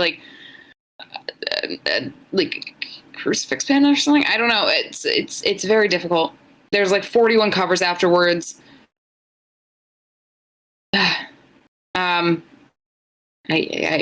There's some hard punches to Johnny. Kushida gets kicked in the face. We get an armbar ringside, and Kushida hangs on for a little bit until he realizes, oh fuck, I'm getting counted out. We get a chicken wing suplex though to Johnny, and in case anybody forgot or does not watch NXT, Johnny Gargano injured his arm, and he probably actually injured it, but he was cleared to wrestle, so his kayfabe injury is what Kushida is currently taking advantage of. Johnny Gargano gets his wrist kind of twist tied a little bit, and then there's a neck breaker to Kushida against the ropes to break it. Johnny drives Kushida's face into the apron, and we get a snap suplex and a float over to Kushida. Johnny goes for the neck breaker, but Kushida counters it, and kind of looks like we're going for a backslide of sorts, but we get nothing. There's a facebuster to Kushida, and then a soccer-style kick to the shoulder of Kushida. Kushida goes for the octopus hold, but Kushida can't lock it in. Instead, he goes for the Pan of Sunrise, and then a series of covers between the two men. Then we get a drop kick. Kushida's good at drop kicks, but this drop kick was far and away something else. It was sexy as fuck. It was straight as hell, and just that extra lift off the rebound. You know? Mm-hmm. Feeling me? Yeah. Feeling it now, Mr. Krabs? Mm-hmm.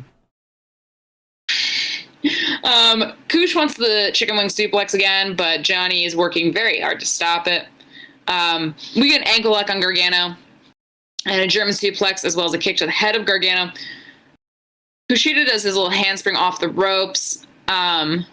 Johnny then goes for the slingshot, but Kushida grabs him and puts him through a chicken wing suplex again.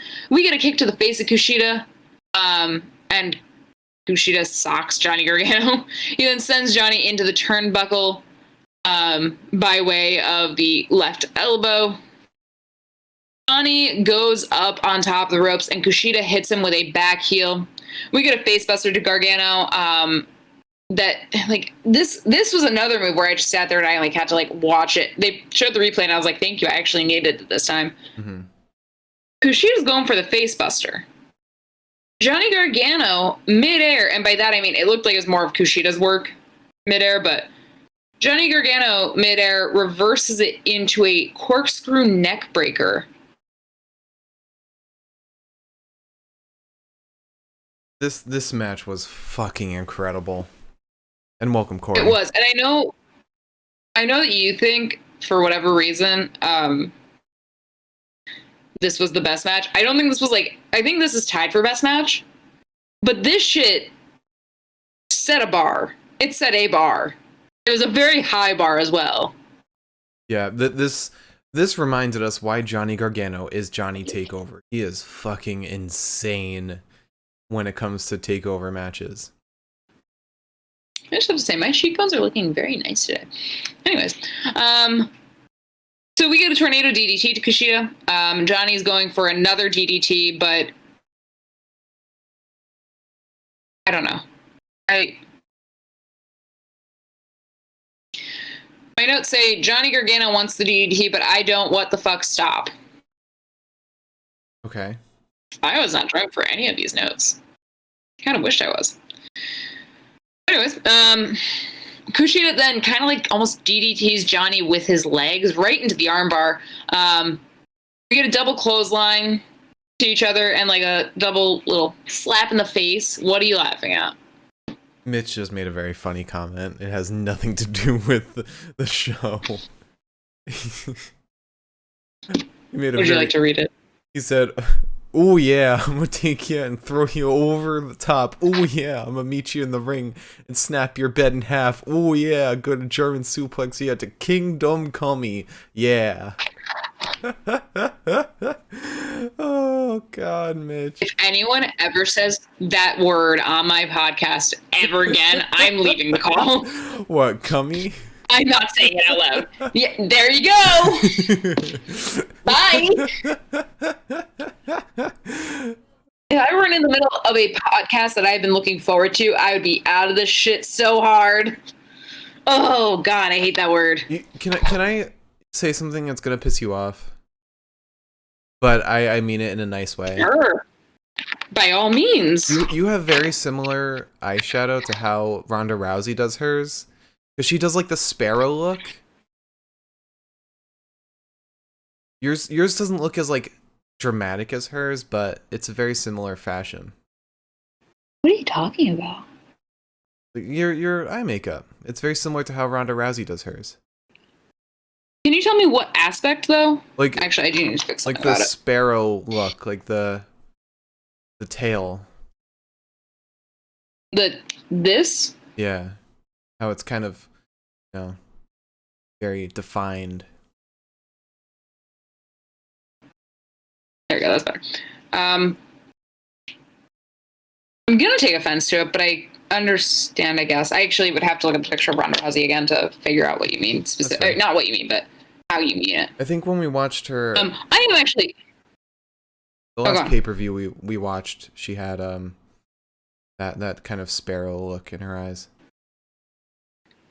To be fair, I am just going to say this now, very proud of this eyeshadow. Because it didn't take that long at all, actually. Thank you, Ryan, for the 100 bits. That's another 2 Irish paragraphs. He said that is for Corey because Corey can't buy any bits right now. Fair enough, I guess. Corey and Mitch are both asking for a Liz makeup stream. And Mitch wants me to narrate what's going on That would be super fun. I would totally be down for that. Yeah, we can do that. We'll find a good day for it. Maybe we can do it like on a weekend. Okay. Anyways, let's finish the match. I'm trying to see what you're talking. I mean, Ronda really only ever did like super smoky eyes. No, there was one specific one where You're talking about the one where it sort of looks like she like went like this with the black eyeshadow. no, it was red. She had red going back. Oh. You must be thinking of a very specific time. I am. Oh. But I don't want to detract from the stream too much. I think so. That's red. I think Can't so, tell. maybe. I don't know. It's hard to see on that phone. Anyways. Yes. So Kushida goes for the springboard elbow to Johnny, but he is caught into a Gargano escape. We get the hoverboard lock. But he doesn't get really locked in per se. There's a super kick to Kushida, and then Johnny lawn darts his fucking ass into the buckles, and Kushida straight up sat there for a second. I think we both were like, well, that's a dead man. So we had fun for NXT, but I think we're going to have to sit back now. Kushida had the 1,000-yard stare after this happened. Like, he saw his life flash before his eyes. And Johnny had to even sit there and was like, I almost killed Kushida right there. That might be the last long dart that he ever does. At least into the buckles like that, yeah. That was actually very stressful.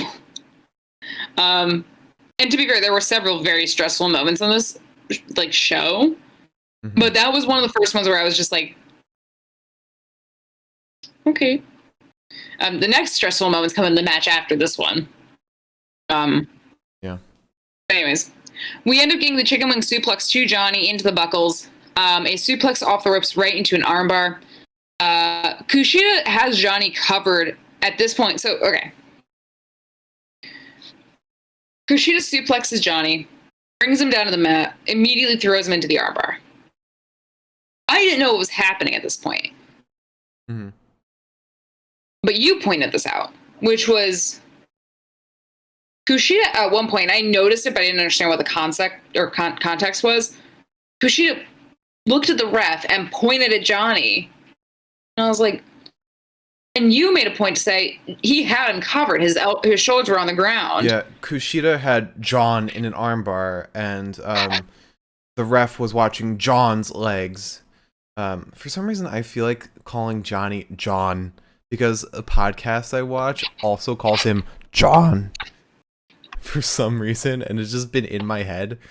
But yeah, Kushida's like pointing at Johnny, John.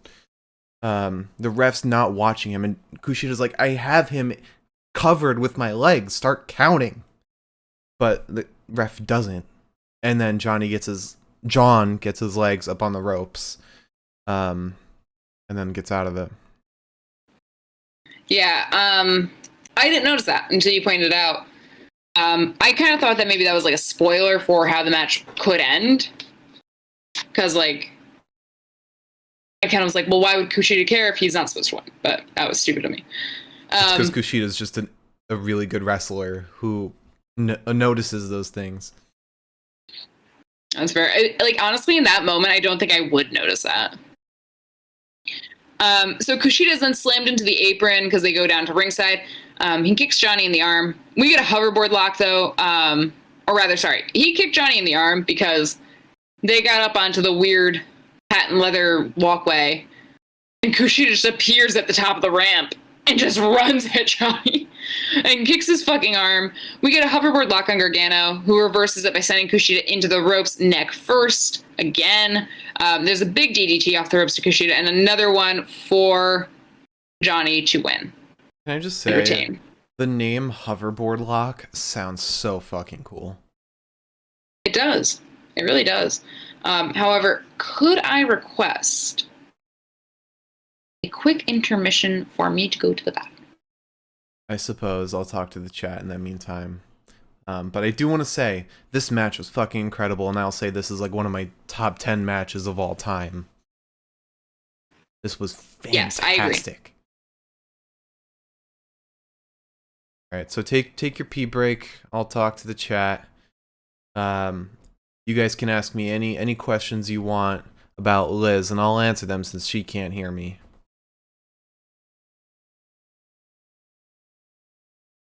How is Mark such a cutie? I wouldn't fucking know.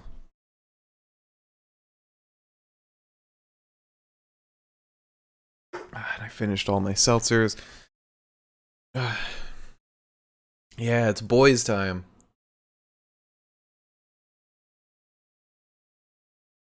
Oh god, this was a great ass pay-per-view. Who would win in a fight, me or Liz?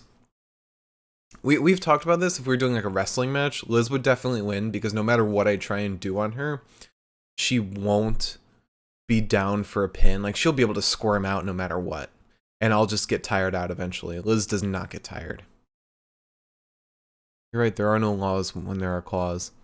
I could go get more claws, but I really don't want to. White claws are the best though, especially tangerine flavor. Watermelon's a close second.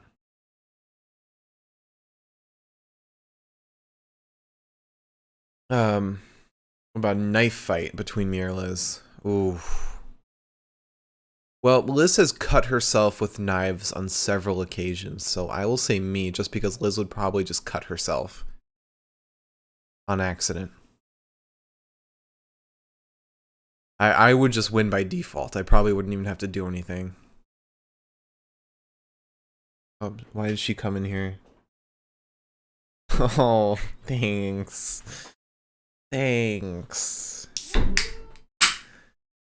Happy Valentine's Day.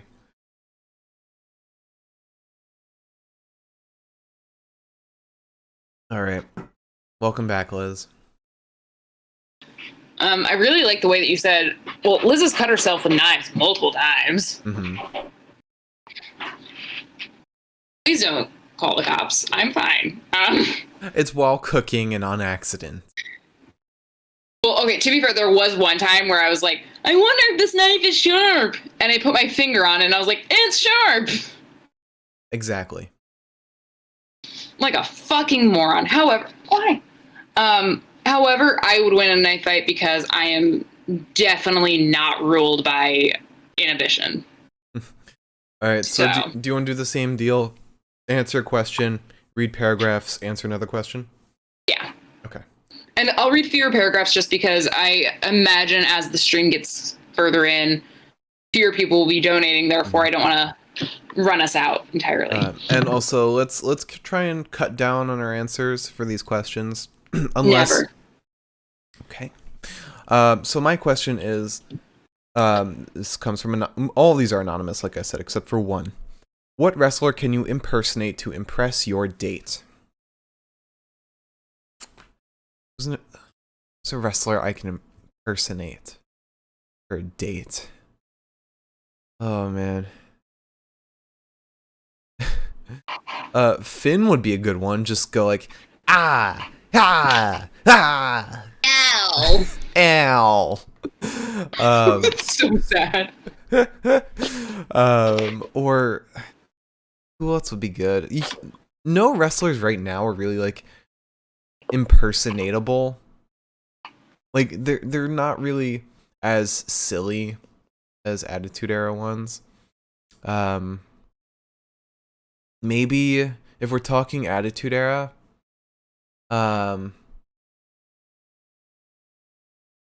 Macho Man.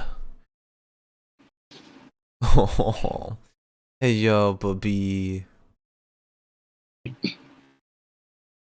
Or oh no, how about Stone Cold? Stone Cold, just chug a shit ton of beers, flip them off, and yell. That would be Elizabeth. Can I get a hell yeah? Mine.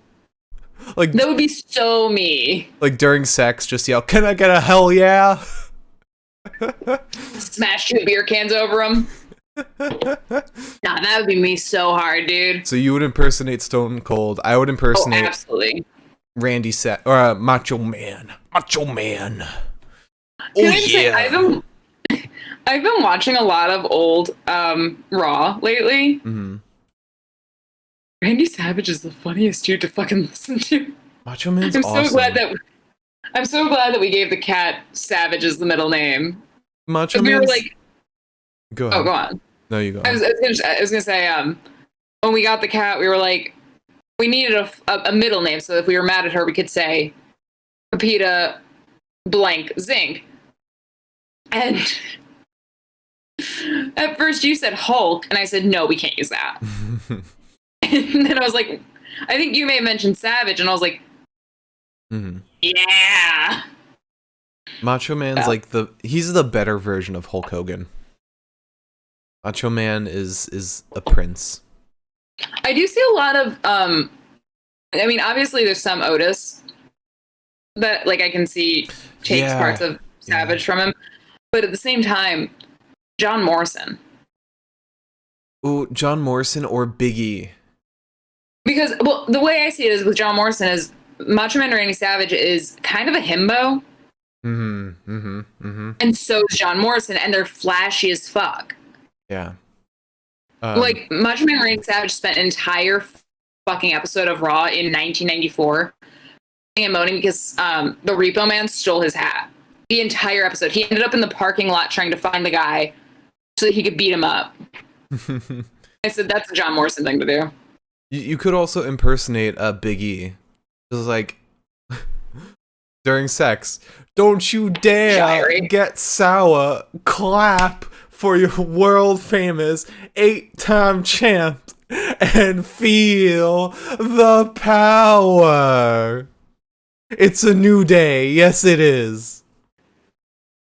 And the music just suddenly starts playing because you've somehow summoned it. Oh, God. All right. Oh, my God. So, do you want to start reading paragraphs unless you have more to add to that question? I don't have any more to add to that question. I wish I did, though. I'm hoping that I do think of somebody else that I could impersonate that would actually, like, work and maybe...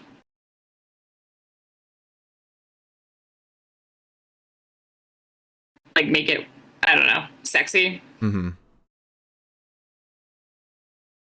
Anyways. Yeah. So, you have 11 Irish paragraphs to read and 2 regular paragraphs.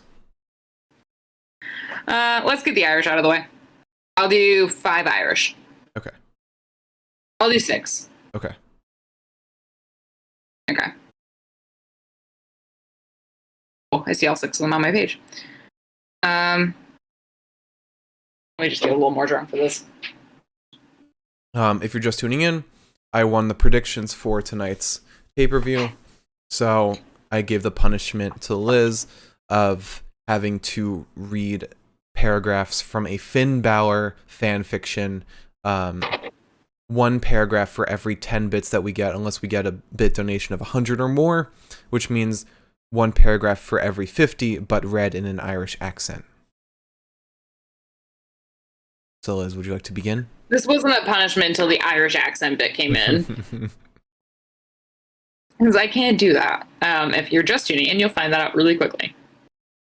Pardon me. Okay. My eyes widened. Yeah, no, I can't pull that off. You're crazy, she giggled. Who's she? Oh. Well, crazy equals genius in my book.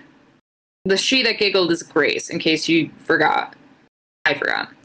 I huffed as I walked into her room again, wearing the dress. This time Seth was sitting on her bed and he whistled, "Damn, Val. Whoever that secret guy is, he is so lucky." I blushed at the comment and my phone started vibrating and I ran to get it. I picked it up to see Finn's name and declined the call and texted him saying I was Grace and Seth. Seth tilted his head. Who was it? I shook my head. Don't worry about it. I smiled at the thought of seeing him tonight, but a wave of worry took me over. If they see Mr. Balor there, they could put 2 and 2 together. I bit my lip and looked in the mirror. I think it's... God, fucking... I'm not... I got a little too drunk for this one. Sorry. What? Where am I? I bit my lip and looked in the mirror. I think it's starting to grow on me. I turned to Grace and smiled and she clapped. Yay! It was soon 7 p.m. and we were sitting on the couch, all ready to leave. Seth called out, "Grace, can you hurry up?" She called back out, "It takes time to look hot." I giggled and my phone started vibrating again. I declined the call. Sorry. But then a text came. You're being bad, baby girl. What? What?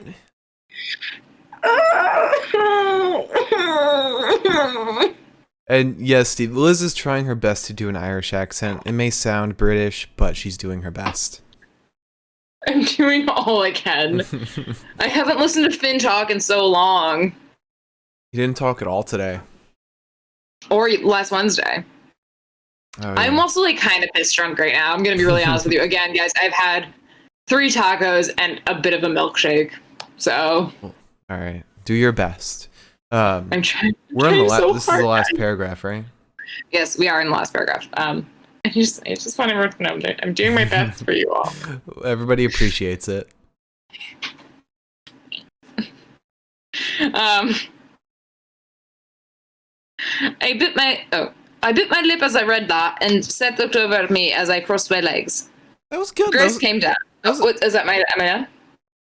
Well, you can keep going if you want, because you still have 5 more. I'll do this last paragraph. Okay. Grace came down. Let's go. She smiled and ran and got into the car, and as did Seth. I started driving. My cheeks get heat. My cheeks get heated as my phone keeps vibrating. We're here. Grace jumps out of the car, and so does Seth. My cheeks get heated as my phone keeps. What? Like she's blushing. She's blushing. But like, you know, like when you blush and like your cheeks get all like toasty. Oh, because she's getting these naughty texts. Right. Like she's not supposed to be doing this. God, I hope Finn's read this.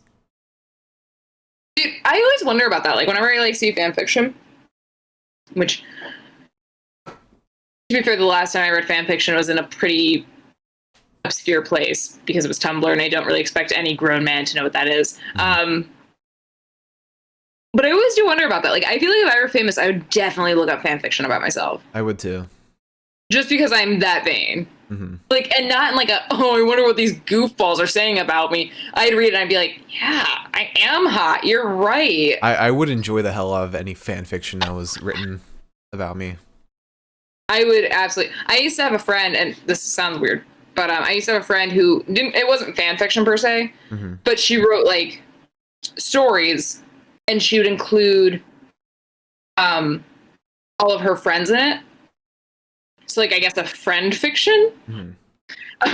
Those exist. I didn't know about that, but she used to do that, and it was always so fun for me because I'd read it and I was like, "Yeah, this is what my character's doing now." As if I don't have my own life and things I do, which, to be fair, in middle school I didn't. So, let's read another. Let's answer another question. You want me to ask it this time? Yeah. Okay. And Steve, I will not regret it. Harry, I hope you guys write a Mark Finnbauer fan fiction. I would love the shit out of that. That sounds amazing. Dude. If you guys wrote that, I would absolutely read that on this podcast. With or without a pay-per-view. I would absolutely read it on the podcast. Absolutely. Okay. Okay, so I had to open up the fan fiction in the... Oh, shit, no, I didn't. Well, whatever. Okay. Let's see. Okay, so let's start with this. Mark, what is your ideal date? My ideal date? I see this question a lot on like personality tests and everything, and I'm never sure how to answer it. But if we're talking, are we talking like a first date or like? Yeah, I think so. First date? Well, I think just in general, like what your ideal date is. I guess I'm going from my answer will be from the perspective of a first date, but I feel like your ideal date in general would still work for a first date, right? No. For me, a first date is very unique. Well, you answer how you want. A first date, is something. This is my third, by the way. Okay. A first date is going to involve stuff where you're doing stuff together, and there's the potential to like talk while doing that, but not necessarily be exclusively. We need to be talking right now. So dinner is not a good first date. A movie is not good first date because you're just watching something. You don't have the potential to talk at all. So God, it's been so long since I've been on a first date. I guess if you're like in college, a movie can be a first date if you're not seeing it in a theater. Like if you're seeing it like in your home or something, that's already like. I think that's a horrible first date. You think it's a horrible first date? That was our first I'm date. joking because that's the first thing we did. Man, it's tough. First dates are hard, but if we're talking just not first date, my ideal date is like, ooh, you know what? A good first date is a drive-in theater. It doesn't need to be sexy or anything. Just go to a drive-in theater. You can watch the movie, crack open some beers, and talk if you want to. Maybe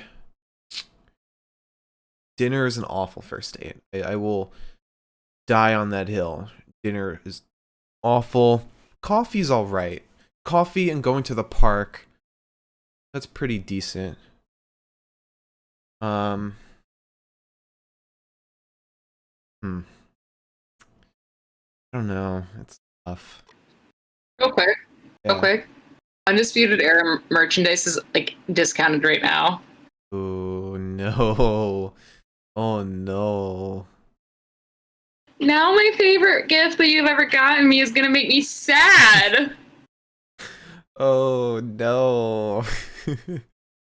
Fuck! Going to buy some now though.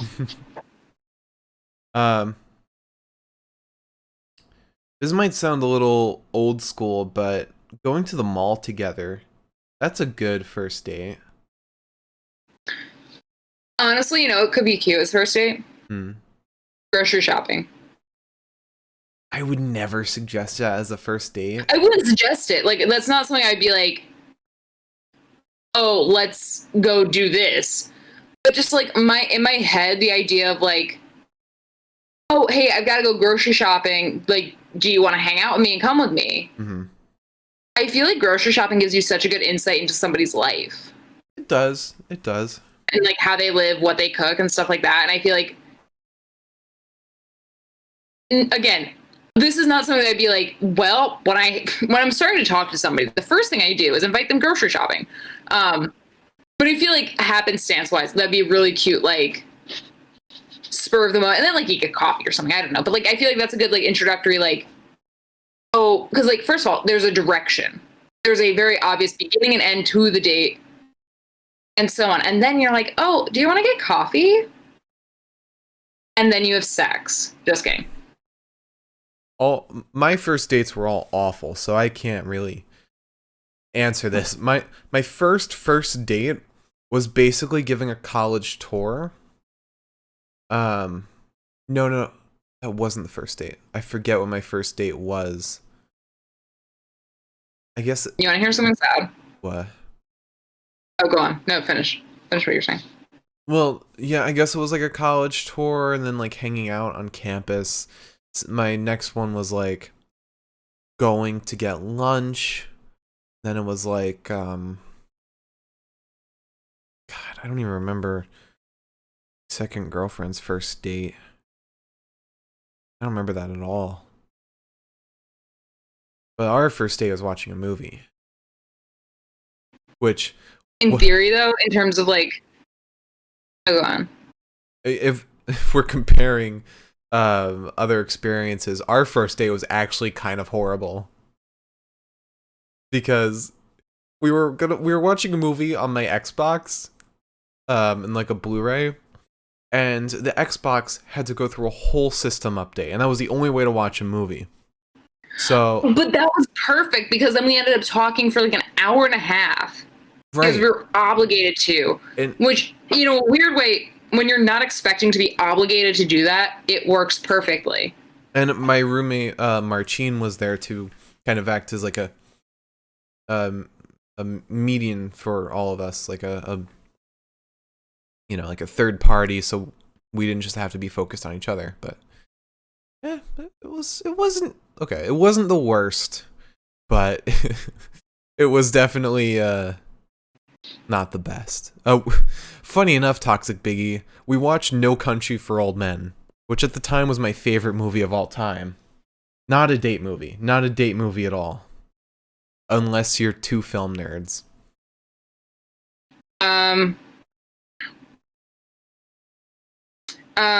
For me personally, I think one of my favorite ideas for first dates, and one of my favorite dates that I've been on, because I've really never been on a classic first date. Mm-hmm.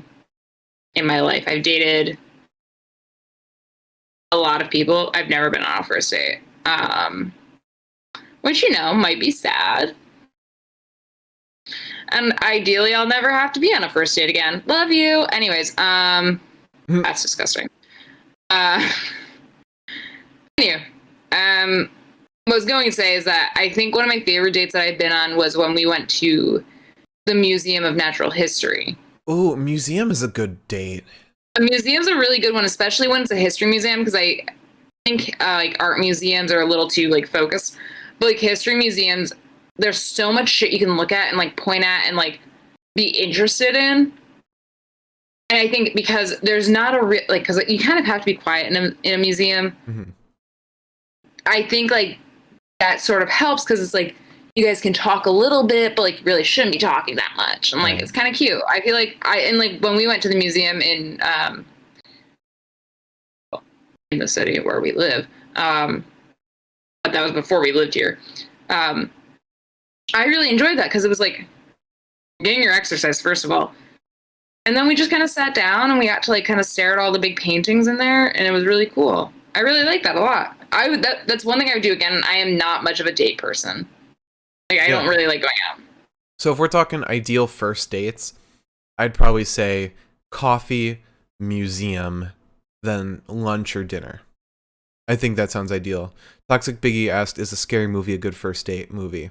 Yes. Scary Movie is a fantastic first date movie because people talk during a scary movie as like a coping mechanism. And that's great, but it's not like forced conversation.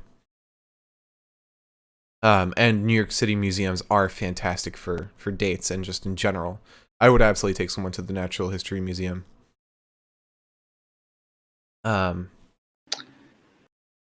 So that was our second question. Mitch said, so coffee, museums, drive-in, where do the sex come in? Anywhere you want, Mitch. In the museum. Also, can I have the chat's opinion? I need the chat's opinion. Do we do the classic Undisputed Era shirt? Or the Undisputed Gold shirt? Gold. Gold looks cool. You think so? Actually, I like the classic.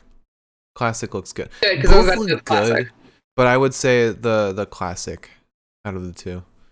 I can only get the women's classic because the men's is sold out now. Real quick. Which is scary. Wait, it's sold out? Yeah.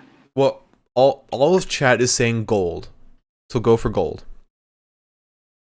Okay. Well, I'm gonna buy it later because my card's not next to me. So.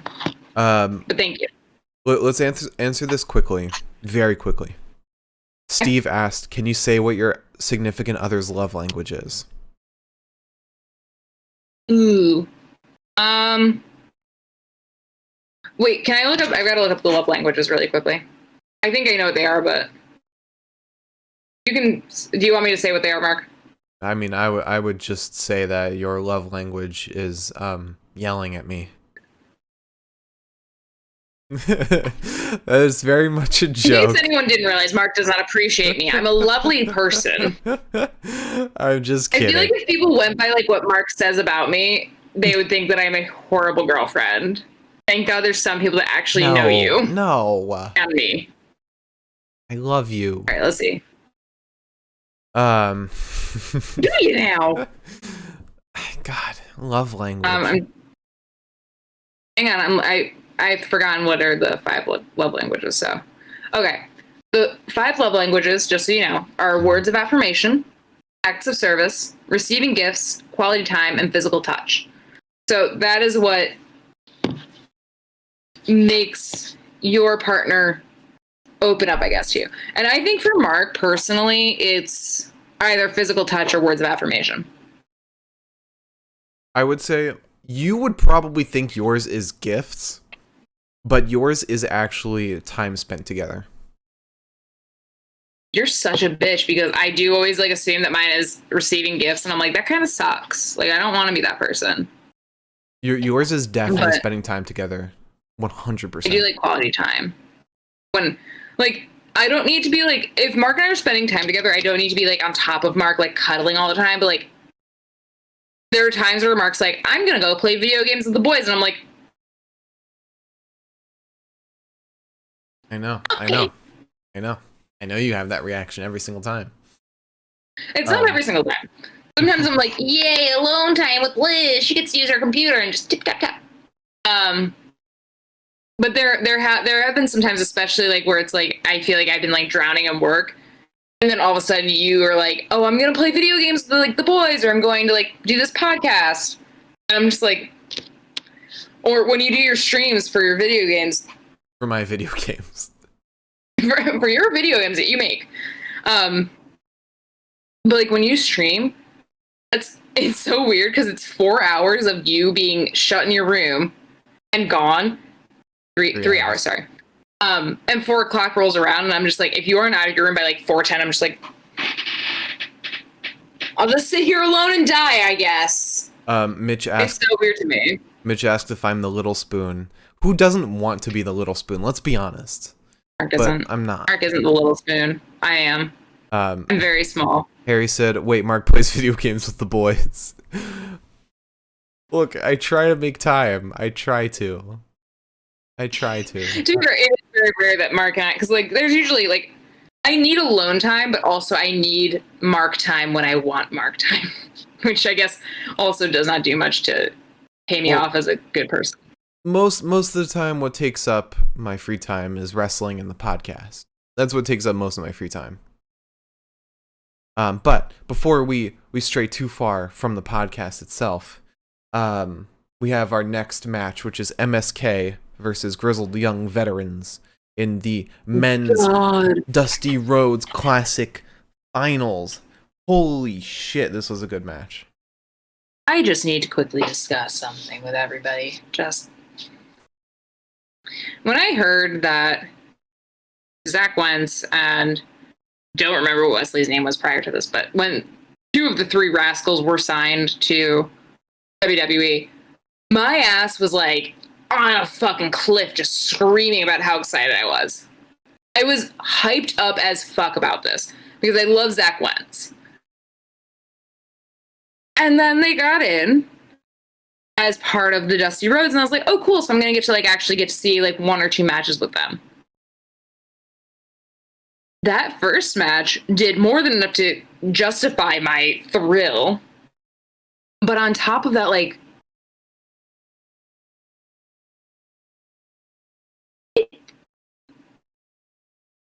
they're fucking insane. And the best part is that I know for a fact that Zach Wentz and Jesus, I have to look this up. I'm gonna be just say Nash Carter and Wes Lee. That's their NXT names. But now I'm like actually genuinely curious as to Desmond Xavier. But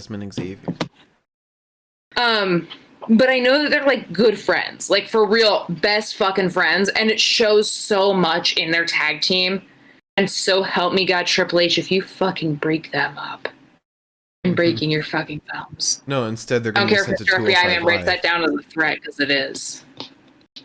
They're going to be sent to 205 Live instead. Stop, that's not funny either. We know they're going to. In the tournament, besides Grizzled Young Vets, they have only wrestled 205 Live people. That's not true. Isaiah Swerve Scott and Jake Atlas. They wrestled Killian and Drake. Drake was a 205 Live guy. And then they wrestled... Was, yeah. Who was the other team they wrestled? Lucha House Party? No, they didn't... Legato. They wrestled Legato. Yeah, the people that should be on 205 Live, but somehow managed to make the cruiserweight thing. They are on 205 Live. I don't care. If MSK ends up on 205 Live, I'm going to be pissed. How's that? If you want to feel better, Mitch said Triple H gonna need triple stitches after Liz is done. Thank you, Mitch, because you're fucking right. After tonight, the shit that I had to fucking put up with, I was so fucking excited. I was literally typing out a post. I was like, undisputed ... Balor ? Oh my god. And then Adam Cole sneering. We're not there yet. Super kicks Finn. We're not there yet. I also want to say that we both predicted Grizzled Young Veterans to win this. Oh no, you picked MSK, didn't you? We did. No, I didn't. Okay. We both predicted Grizzled Young Veterans, so that was my second hand. In my heart of hearts, I said I wanted them to win. Because I really did want MSK to win this. I just didn't think they would, because again, they came in for the Dusty Rhodes and then they were shot to the fucking top, and I said, oh, okay. It is. Can I? No, I'll save it. Just gonna bite my tongue in half to save it. Right. So, Grizzly Young Veterans versus MSK, probably the match of the night for me personally. No spoilies. You said this going into Johnny and Kushida. I didn't say that was match of the night. I said it was a fantastic fucking match, and it was one of my top 10. Okay, a fantastic match. Also, I could not force my mouth to form the words in my top 10, so that's why I stuttered all the way through that. Anyways, it is amazing to me that MSK constantly, like, after the first match, I was like, well, maybe they'll, like, this was awesome, but, like, maybe next match I'll be a little disappointed or something by something. I don't know. That match happened, I said the same thing. And then the next match happened, I said the same thing. And then this match happened, I was like, are they really just that good? Is that what this is? Like, I kind of thought that, like, they'd have, like, that, like, first match, like, burst. And then it just sort of fall apart. Not fall apart, but, like, it wouldn't hit the same standard. Mm-hmm. But they consistently make the standard higher, and I'm very confused. Yeah, I know. Anywho, cheerio. Let's move in. So we start with Gibbs. That's what I abbreviate his name to. For those who don't watch the podcast enough, when I'm typing my notes out, because I have to type them fast, I abbreviate people's names if they're longer than like one syllable. Gibson, Zach Gibson, I abbreviate to Gibbs. So now you all know that. I definitely dropped a Kush earlier.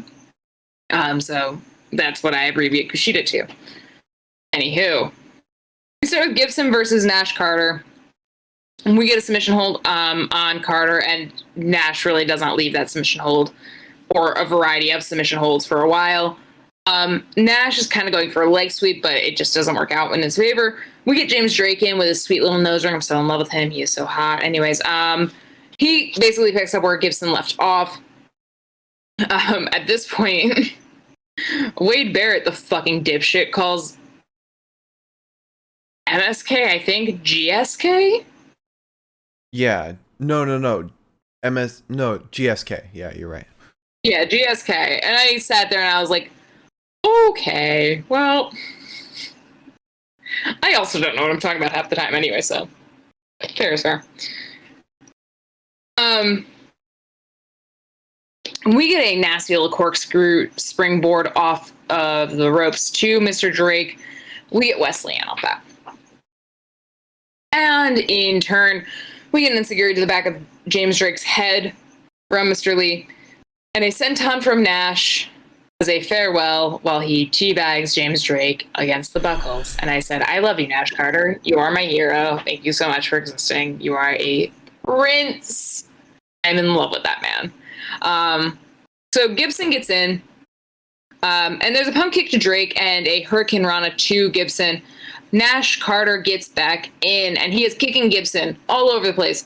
We get an insecurity to the back of the neck of Gibson from Wes Lee, and a double stomp to Gibson from Mr. Nash Carter, which, by the way, Finn Balor could learn a thing or two from Nash Carter, because Nash Carter seems to not slide all the skin off the back of his opponents when he does his double stomp.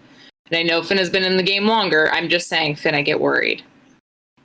That's all I've got to say there. Wesley dances around a little bit before diving out onto Grizzled young veterans and then holding his back like a 50-year-old man. And I said, that's fair, me too. Nash Carter. Wesley jumps back in the ring real quick to get on all fours. Nash Carter goes off that injured back onto Drake and Gibson again. Onto James Drake. Gibson, however, has abandoned James Drake, comes in hot, and tackles Nash Carter. And I said, ma'am? So James Drake gets back in. We get a back elbow to Carter from James, and Gibson sends Carter to a spinning back heel kick from Mr. Drake. James Drake can't cover Nash Carter for shit. He keeps kicking out, and I turned to Mark and I said, it's literally just like every single time that we have to pill the cat. Mm-hmm. And when we let go of her mouth, she just tries to spit it back up, and we're sitting there like, what the fuck?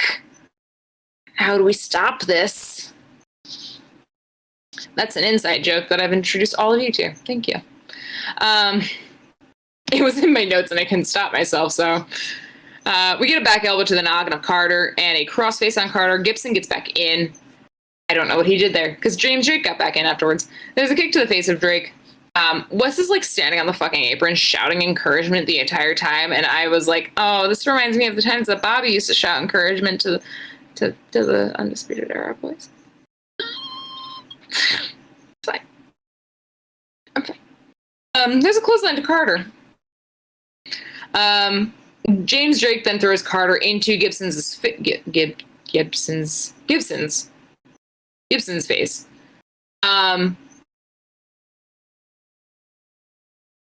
James Drake throws Carter. Okay, yeah.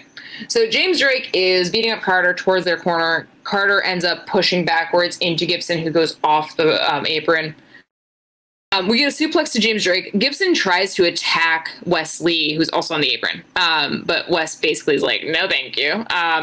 Attacks Gibson and follows him into the ring, where Drake Wirtz, the little tangerine of a bigot, focuses all of his attention on Wes Lee and is like, hey, get out of here. You shouldn't be in here. And then all of us at home that know exactly what happened with Drake Wirtz are sitting there like, but what about Gibson? What about? Anyway. Because Gibson fucking caused the whole problem, and Drake Wirtz was like, hey, Wesley, get out of the ring. Oh, right. Yeah. Anyways, so Drake Wirtz is too busy holding Wesley back to see a missile drop kick to the back of Carter's head from James Drake, which I saw, and I said, oh my god, how is Nash Carter fucking moving? Nash goes under a spinning back heel, though, from James Drake to get Wesley in. We get an enziguri to Drake, and Wes just kicks the shit out of everyone. We get a drop kick to Gibson, which Wesley fucking lands on his feet afterwards. He then dives out onto Gibson and James Drake and lands that on his fucking feet. And then handsprings all the way over to kick Gibson in the fucking head or in the back of the neck once they're back in the ring and lands it on his feet. I'm sorry. I understand that Finn meows every once in a while, but Wesley is literally part cat. He's gotta be. Everything he did today was just landing on his feet. With certain things, I'm like, okay, I can kind of see how you did that. Like, not that I expect myself to ever be able to do that, or nor do I think that's like a very basic, response to a move. But I don't understand how a dropkick where you're going in at an angle and hitting somebody, how you land a dropkick on your feet. I don't get that. I don't get that at all. Anyway, He then goes up top, but James Drake comes through to pull him down. He manages to push James Drake away, but Gibson then knocks Lee flat against the ropes. He picks... Pardon me, I've got a hiccup. Gibson then picks up Wesley and goes for the powerbomb, but Lee turns it into a facebuster. Because I guess he's just full of fucking surprises. There's a drop kick, or Nash Carter gets in. There's a drop kick to Drake, sending him off the apron, and a fucking like float over neck breaker to Gibson. Nash Carter, mind you, the man who was beaten to shit for the entire first half of this match, just coming through with all this crap. Amazing. Wesley gets back in. He's exchanging blows with the Grizzled Young Vets boys. There's an enziguri to the back of the neck of Gibson. And a running knee to the nose of Wesley that looks like it breaks his fucking nose. From Mr. Gibson, as he goes for a handspring, the same handspring thing that he did where he landed the foot on the back of Gibson's neck. That ends in a kick to the nose. Again, shocked that the nose didn't break. Grizzly Young Vets go for the Helter Skelter from Gibson, and then the 450 to Wesley. Kind of looked like that was the end of it. Lee then rolls through while Gibson holds him in place for a dropkick from Drake. At that point, I really didn't know who the fuck was legal. I know Drake got him right afterwards, though. So clearly it was Gibson. Nash Carter then pulls Lee off the shoulder of Drake. Like, he bops on in, pulls Wesley down. We get an assisted moonsault onto Zach Gibson and a poison rana from Lee to Drake, which I think we both sat there and we were like,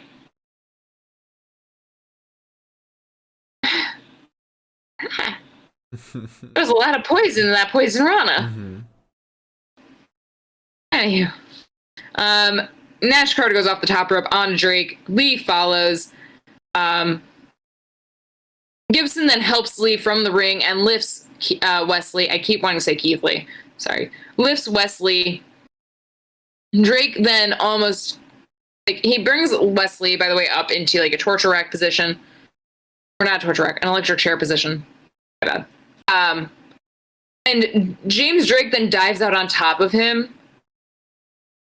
And when you considered in your head the location of the announce desk, the location of Zach Gibson, and the location of James Drake's trajectory, I said, oh no, we're actually going to see somebody break their fucking neck. Instead, somehow Wesley folded in half and fell to the ground, which I guess was better. In theory. In Austin Theory, it was better. In Austin Theory.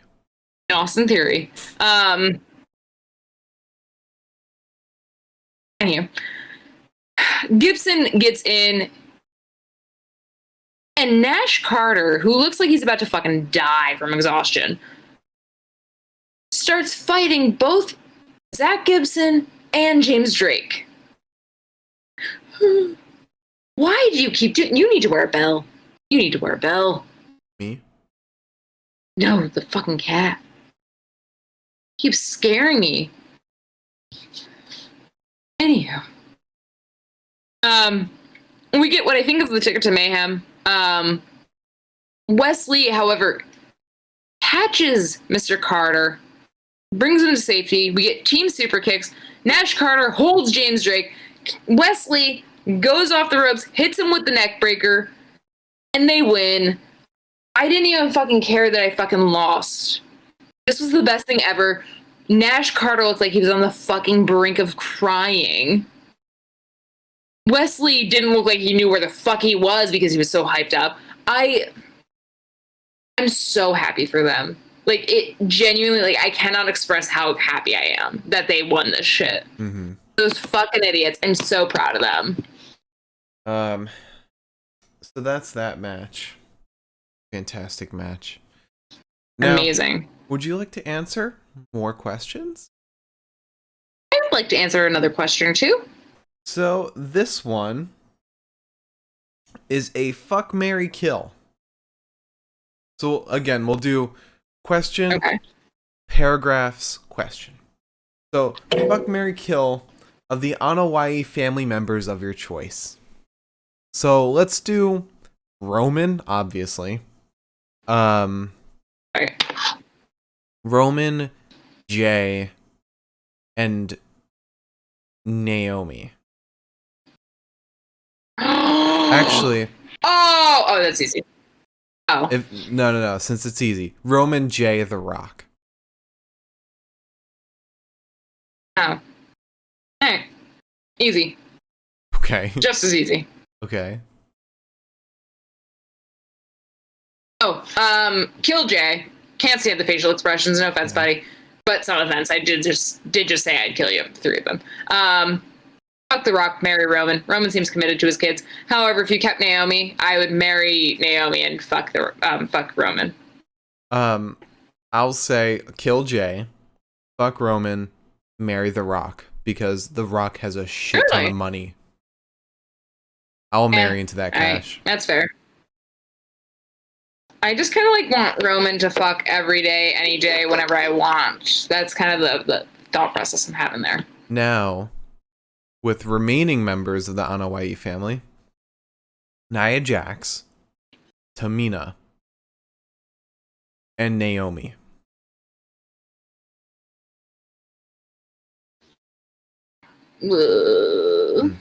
There's one easy one. There's one easy one. I guess another easy one. So wait, Tamina, Nia, Naomi. Yeah. Oh, easy peasy. I'm sorry. What? I've got to kill Tamina. Yeah, I was gonna say the same thing, actually. I'd probably fuck Nia, marry Naomi. That was my exact choice. Dude, I'm gonna be real honest with you. Nia, in spite of the COVID shit, hot as fuck. I wouldn't go that far. I wouldn't go that. I would say she's hotter than Tamina. She's hotter than Tamina right now, and I feel like, and maybe this sounds horrible, and I'm fine with that because I'm doing my best. Tamina was hotter, in my opinion, a couple of years ago when she was being utilized. Mm-hmm. I feel like the fact that she is being underutilized and underappreciated in the WWE has kind of worn on her. And, like, there was a Tamina that I have watched in Total Divas that 100% I'd throw down for. 100%. Mm-hmm. But not right now. I think Nia Jax, I genuinely do think Nia Jax is hot as shit. I think that she'd be fun as fuck in bed because she seems like a loud bitch, obviously. Hopefully she screams my hole at some point. But Naomi obviously is like, Naomi is the only one I think that would like sit down and be like, hey Liz, no offense, you're being a fucking psychopath. And I'd be like, oh, amazing. Yeah, Naomi's the only one I could see just having fun with on a regular daily basis. You and Naomi would work well. Because you're normal. I'm normal. Normaler than I could be, I guess. Okay. So that's that question. Do you want to read more paragraphs? No, I don't. But I will. Well, right now you need to read right. 4 Irish paragraphs and 2 regular paragraphs. So you've only got 6 left. You've only got 6 left. That's a piece of cake. You can nail it all right now. Unless, more start coming in. Okay, there we go. Okay, so let me just find where I left off. You remember where you left off? I think it was I giggled and... Oh, yeah. I found where I left off. We're good. It was my cheeks started getting red. Okay, so how many do you think I should read right now? Just in the event that I need to hold off until the end. Nail down the 4 Irish paragraphs. Gladly. Okay. I pulled my phone out and texted Finn back. He called me and I answered. He called me and I answered. This person doesn't like to use periods, by the way. That's why this is very confusing for Elizabeth. Hey, baby girl, I'm here. I bit my lip. So am I. Don't forget your mask, Finn. Wow, really COVID conscious, honestly. Yeah, you know, this is nice. It's nice. It's It something. works. um, I won't, princess. And what's my name again? It's Sarah. I could hear a Oh, smile. oh, Oh, oh, oh, just gonna go gross. puke. Get all this alcohol out of my system, honestly. Oh. Yeah. Anywho, I could hear a smile. See you inside, baby girl. The call ended and I sat in my car for a few minutes. I walked into the club and sat at the bar. The bartender came up to me. Someone by the name of Sir. He calls it the princess, and it came with a message for my special princess. Hmm. This is this is one of those things where it's like, you know, it's not written by a person that should be of age to write smut, because this is not sexy Yeah. in the slightest. Like, I have read smut written by people that are like my age, and I'm like, that's hot. To be fair, I think this is written by an 18-year-old. Oh, do you? Because they're in school, but they're also going to the bar, and in Ireland, 18 is the legal drinking age. I would bet you money. I'd bet you money. Mm-hmm. It's written by like a 16, 15-year-old. Maybe. Because they're imagining. This sounds like an imagination of what it would be like to actually be 18. Harry's right. I wrote it.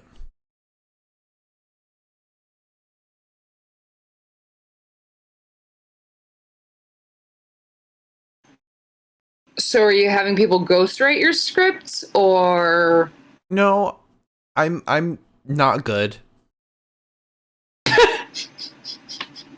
No, I'm just a shit writer. Okay. I mean, I've read the scripts, so maybe then I'm also a shit writer, but. Oh god, how far do I have to go with this, by the way? Also, for the sake of legalities, let's just say an 18-year-old wrote this. For the sake of legality. In our fantasy world, an 18-year-old wrote this, okay? At the least. But how far am I going into this? I'm still in paragraph. You're on the third paragraph. You're reading 4 Irish paragraphs. Okay, so I've got one more. Okay. Oh, perfect. I nodded and took it while my face heated up. Why can't they just write blush? I don't know. Why can't they just write I blushed? I don't know. Thank you. I get a text from Finn. You look hot, but you'd look better with it off. What? I licked my lips and looked around the room, but couldn't see him. I need to take a bathroom break after that, so I'm just gonna leave you to riff for a little bit. All right. I'll be quick.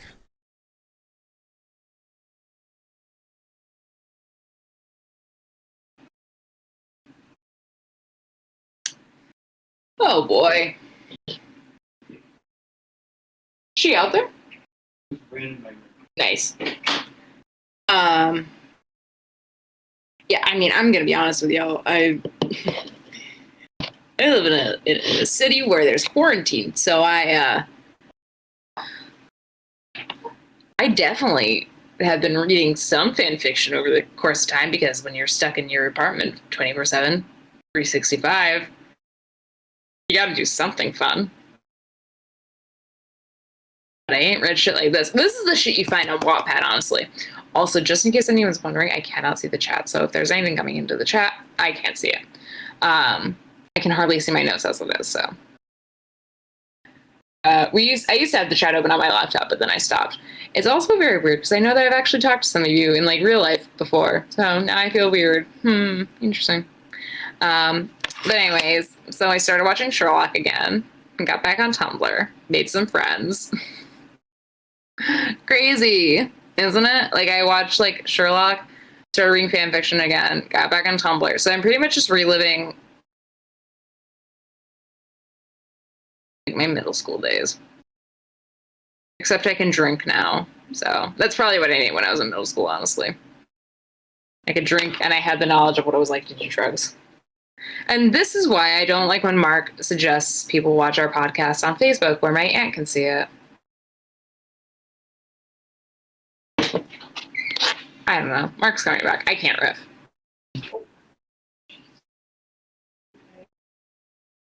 I think Mark just killed the cat. Did you just kill the cat? Standing right next to the door, and I opened it.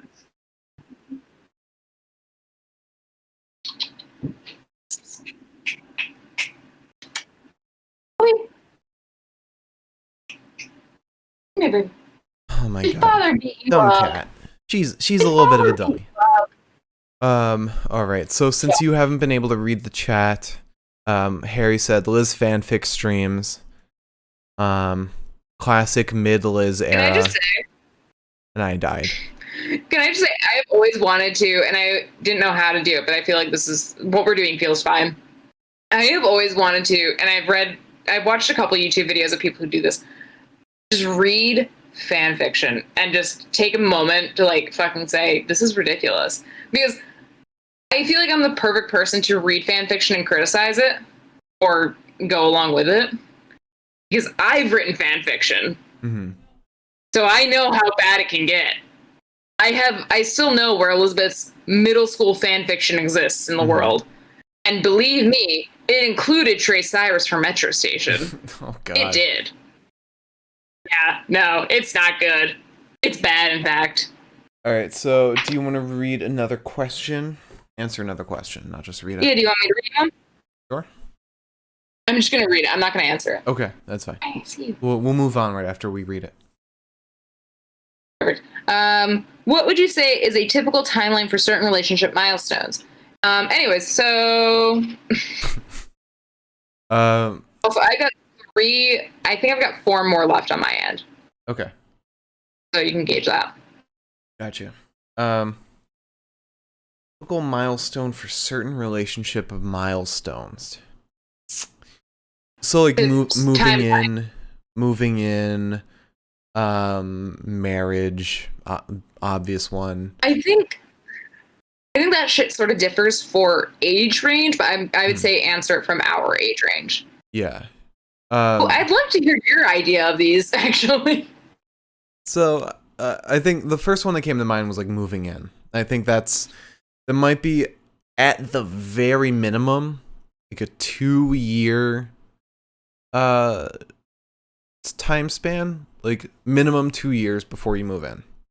And I think that like, I don't know. I have to be careful how I answer this, I guess, because of me personally. But don't be careful. Let loose. I think it's hard because like I know for a fact that, and maybe it's partially because I'm sort of flighty about shit. Mm-hmm. Like I want something really badly for like a couple months, and then like a couple months later I'm like, oh my god, why would I want that? Which is just one of the perks of dating Elizabeth. But I know for us, we moved in together after about 3 years of dating. Mm-hmm. I can't imagine having actually moved in with you prior to that. I think like having that 2-year primer of what it was like to date you, yeah, helped a lot. Because like you, I think it's hard. Like I know people who I've got a friend right now who does not know about this podcast, so it's fine. But I have a friend right now who is moving in with her boyfriend after 6 months, and I said that is definitely not enough time to know a person. Mm-hmm. Like even if I'd met you like post college, we're both independent of our families and like living off on our own. It would have taken me at least like Hey, what are you doing? Oh, you're eating your foot. Okay. Oh. She's eating her foot. I thought she was eating something off the ground. It's different. But I feel like even if like we were like in a position where like we both had our own apartments and like we were just like meeting each other at like a bar or something, I would have needed at least a year of knowing you and knowing what it's like to know you. I think to move in with you. For us, it was even like if you're both moving out of your home where you grew up, you need less time than if you're moving out of like your own homes, and moving to one place. we had the perfect relationship in the sense that we had a year of living in dorms next to each other. We had a year of living in apartments on our own, a couple blocks away from each other. We had a year of being completely apart because we graduated. And I think that like helped us figure out like one, if we liked each other. Second year, what it's like for to be in a space that the other is completely dominant over, and like their parents aren't. And three, what it's like to not be within that like practical distance constantly. I think that helped us. If we're talking about other milestones, though, like, because I guess we're in that age range, marriage. Oh, I've got an answer for that. This might be bad, but I'd say like 4 to 5 years minimum. Oh, babe. It's funny because we're 4 years into our relationship. It's fine. That's why I said minimum. I'm kidding. I always wonder because, like, honestly, at this point, there's no difference, and you don't realize, I don't think, until you are living with somebody, there's really no difference. Just besides the tax break. Which, hey, by the way, I just did my taxes in case you were just like hoping to do something real quick. I'm getting $200 back. It's really embarrassing. Don't get on unemployment. What's that? You're getting money back? $200. I used to get $1,600. I'm gonna have to pay like $1,000. Okay. Oh, not if you were married.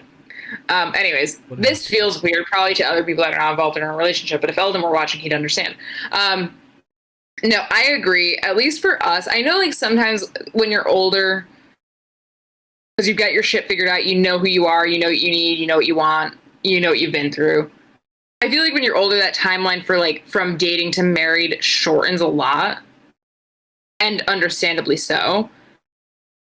But I personally think for people in our position, 4 to 5 years, especially if you're coming out of college, makes sense.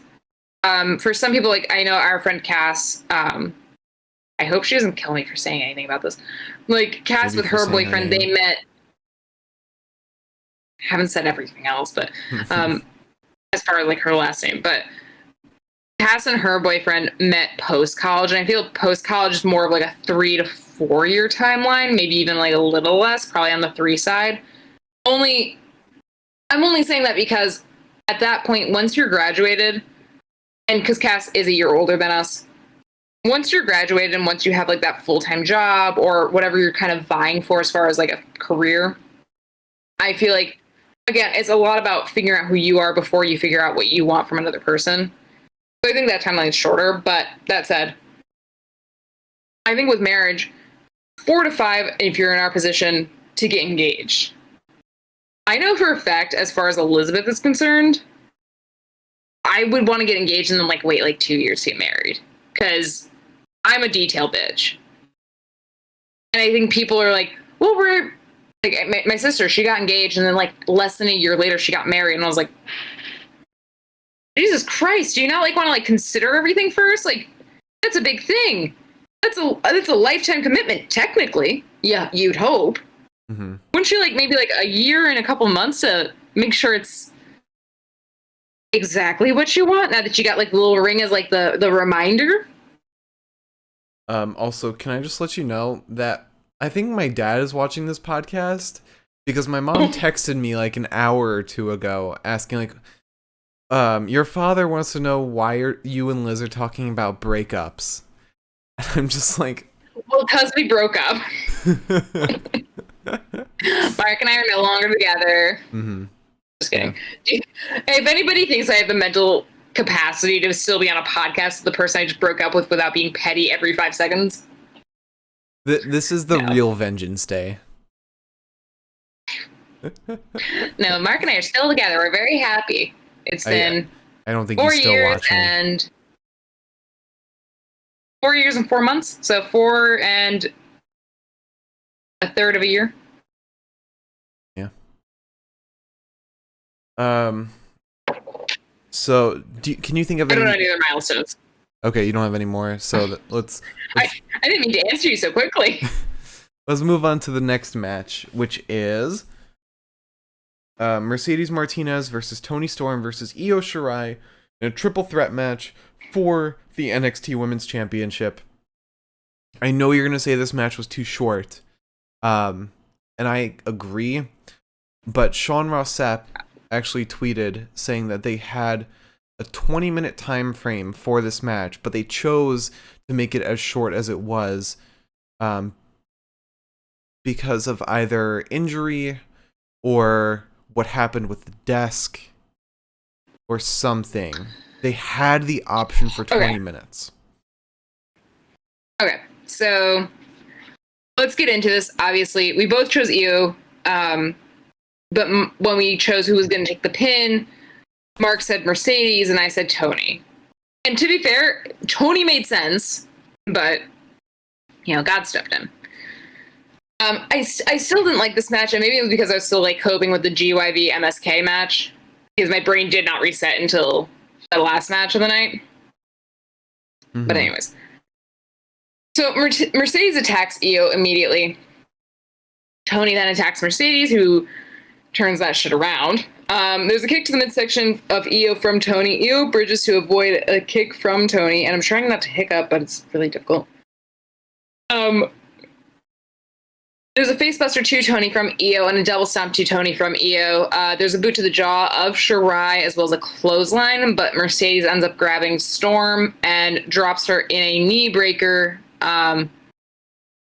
ringside, I assume. Again, my notes are worse, and I was stone cold sober, spelling wise, than they've ever been. And I have been pissed drunk for some of these. Mm-hmm. So, incredible edible egg. Io then goes to moonsault onto Mercedes, who simply just sidesteps that shit, sending Io straight into the fucking barricade. Mercedes straight up looked up at it and was like, no. And I was like, that's fair, bitch. You got a point. There's a suplex to Toni from Mercedes twice. She can't get the third because she wanted to go for Three Amigos. Io then breaks that up by drop kicking Mercedes Martinez. We get a Bossman Slam to Mercedes from Io and a Dragon Sleeper on Io, who has a crossface on Toni. It's a cute little human centipede submission hold, I guess. Mercedes gets a nasty fucking suplex on Io. Io dodges Mercedes and sends her neck first into the ropes. There's a 619 and a missile dropkick to Mercedes. Io goes up top and Toni meets her with some punches. Mercedes comes through. Oh my God. You ever inhale in a way that may as well be a snore because your throat closes up a little bit and you're like, what? No. All right, well, that just happened to me. To be fair, it was the first time it's ever happened to me. So. Okay. So Mercedes comes through. Io is sent ringside entirely as this happens. And then Mercedes German suplexes Toni. And, to be fair, Toni landed completely safely. Top, middle of the shoulders, not so high up that we should have been stressed. But the move itself, because it was basically just Mercedes flinging Toni backwards while staying on the ropes, looked so stressful. It looked so stressful. And not in a fun, sexy way. But Toni totally landed safely. But in the moment, it very much looked like Toni landed on her head and broke her spine. In my humblest of opinions. Io, however, ends up sending two boots into the chest of Mercedes, who is still dangling from the ropes. And then at this point, Toni Storm looks like she is clearing the desk. She's clearing the desk so that she can suplex a little Mercedes Martinez onto that shit. And she collapses the desk. I wouldn't say she collapses the desk. The desk collapses from a nice gust of wind. To be fair, she didn't really do much to warrant the desk collapsing at all. But it collapsed. Just on its own. So some tech guys are getting fired. the way she just stood over the desk when it collapses, she's like, well, I got nothing now. Mercedes, come here so I can kick you in the stomach. You could see her eyes just like...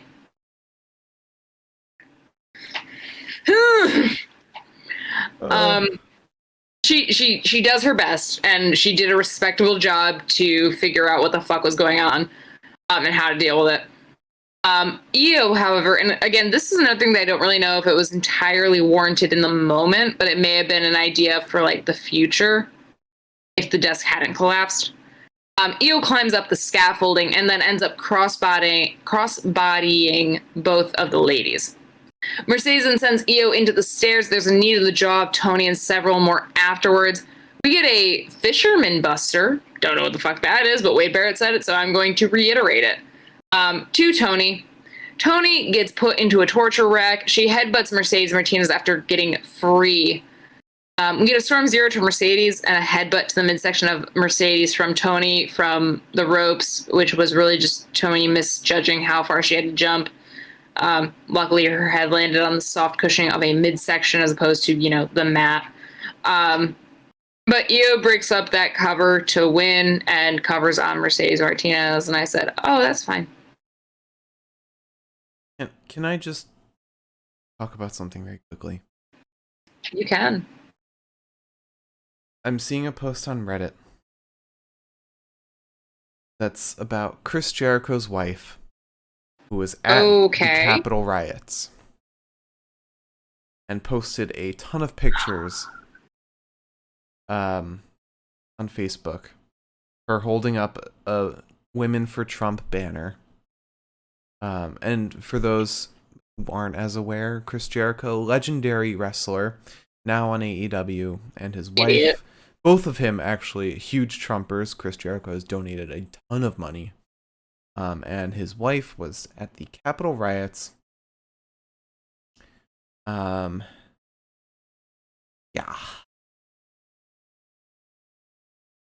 Okay.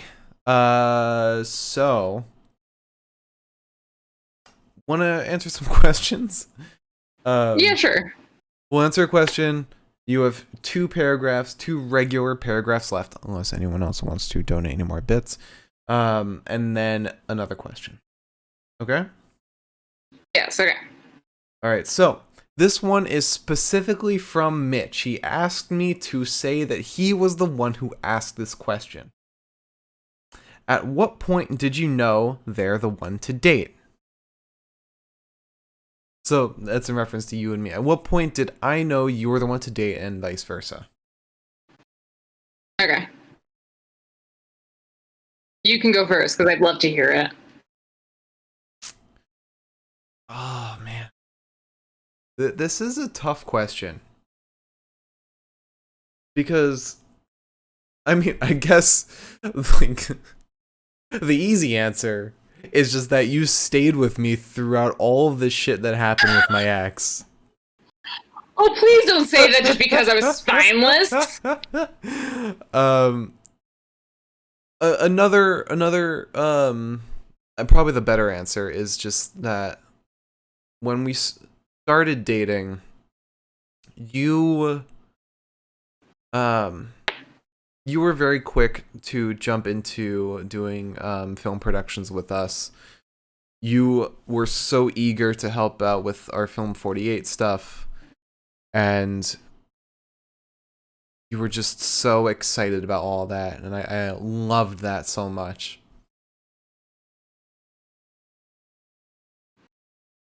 I guess that's my answer. I think honestly, like the thing that made me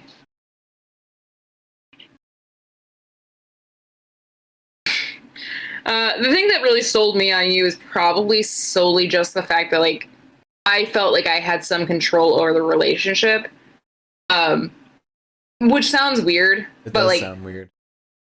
I know. But the thing is that like in the relationships I have had prior, I was just like there. I was going along with the ride.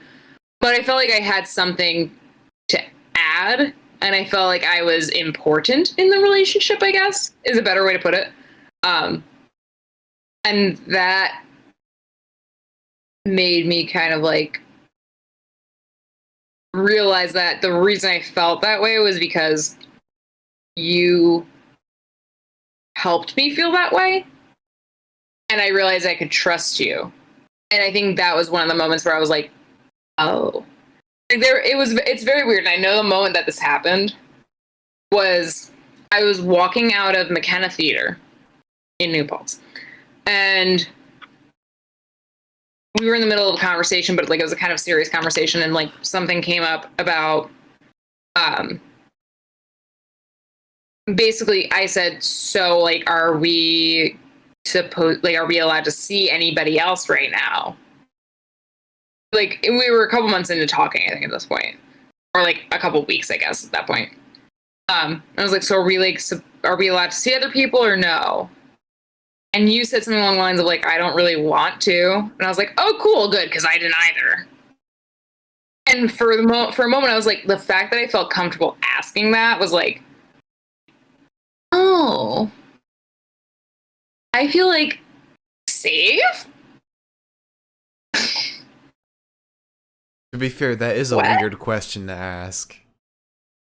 Well, because like basically I was like asking if we were exclusive. That was what the question was. Okay, yeah, so it's not that weird. Yeah. No, that's exactly like I basically was like, are we exclusive? And you said, I would hope so. And I was like, vibes, love exclusivity. Love being the VIP in the relationship. VIP.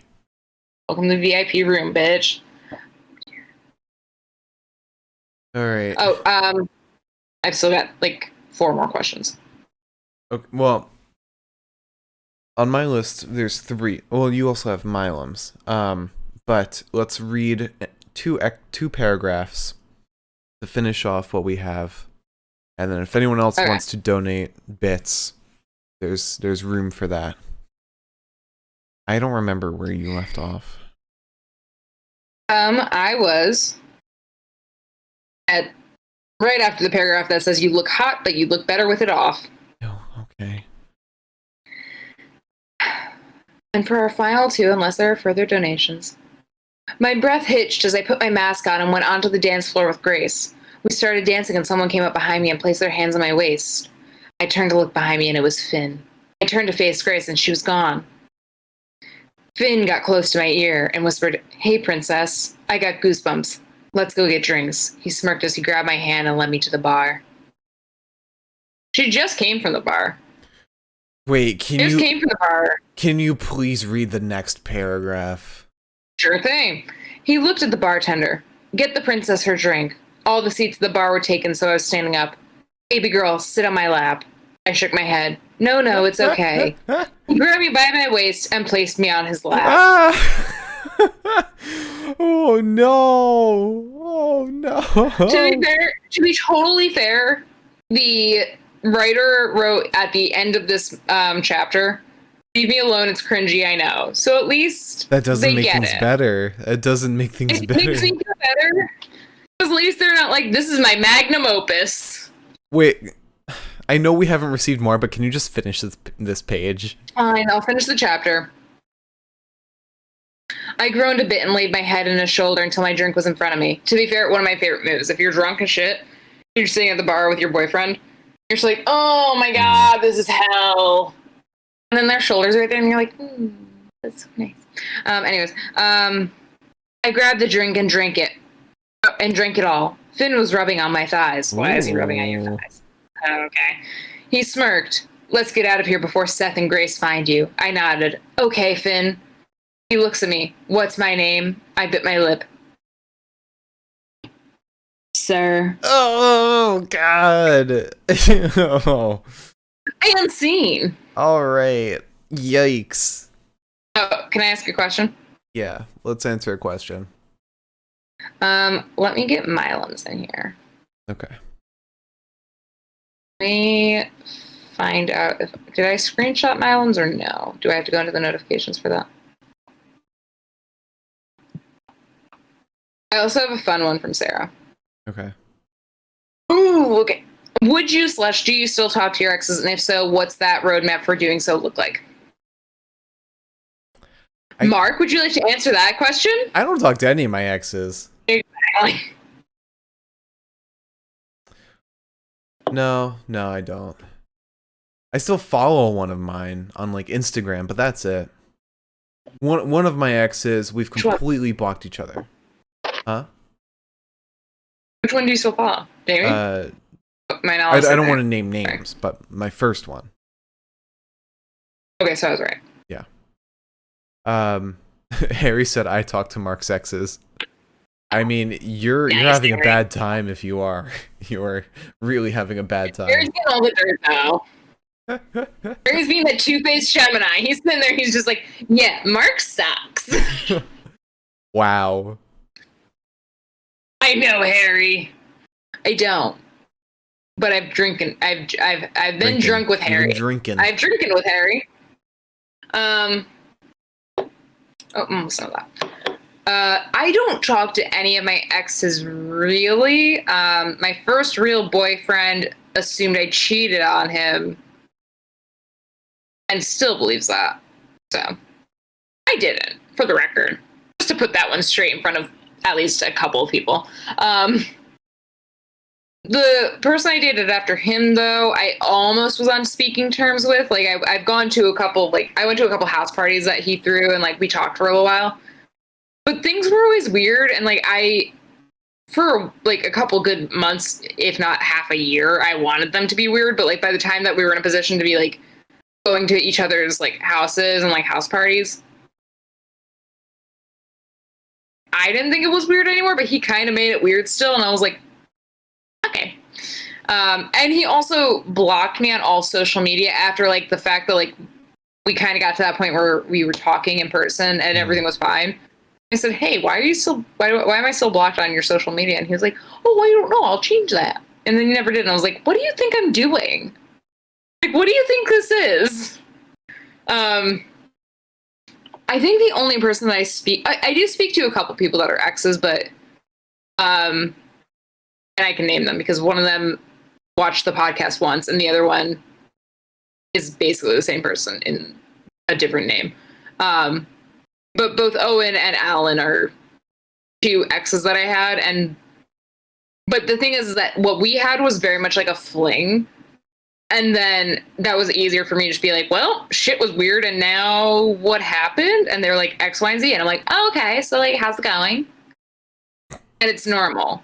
So I guess like the roadmap for me, at least personally, was for the people I'm still friends with, was basically just like, I'm upset. You're going through some shit. Leave it at that for a while. And then finally, after the dust settled, after I felt like I personally could talk to them without being like, please come back, then it was easier for me to come around and be like, because like with Owen especially, we literally went on one date, but like we had been talking prior to that. And I just count anybody that like paid attention to me an ex. So, but we talked, it died out, and then like a couple months later, I kind of like, I think I ran into him or something, and I texted him later, and I was like, so what the fuck happened? Like, well, I think I went on a date with one of his friends accidentally. I didn't know they were friends. I texted him later after seeing him at a party, and I was like, so what happened? And then like we talked about it. It was cool. And I think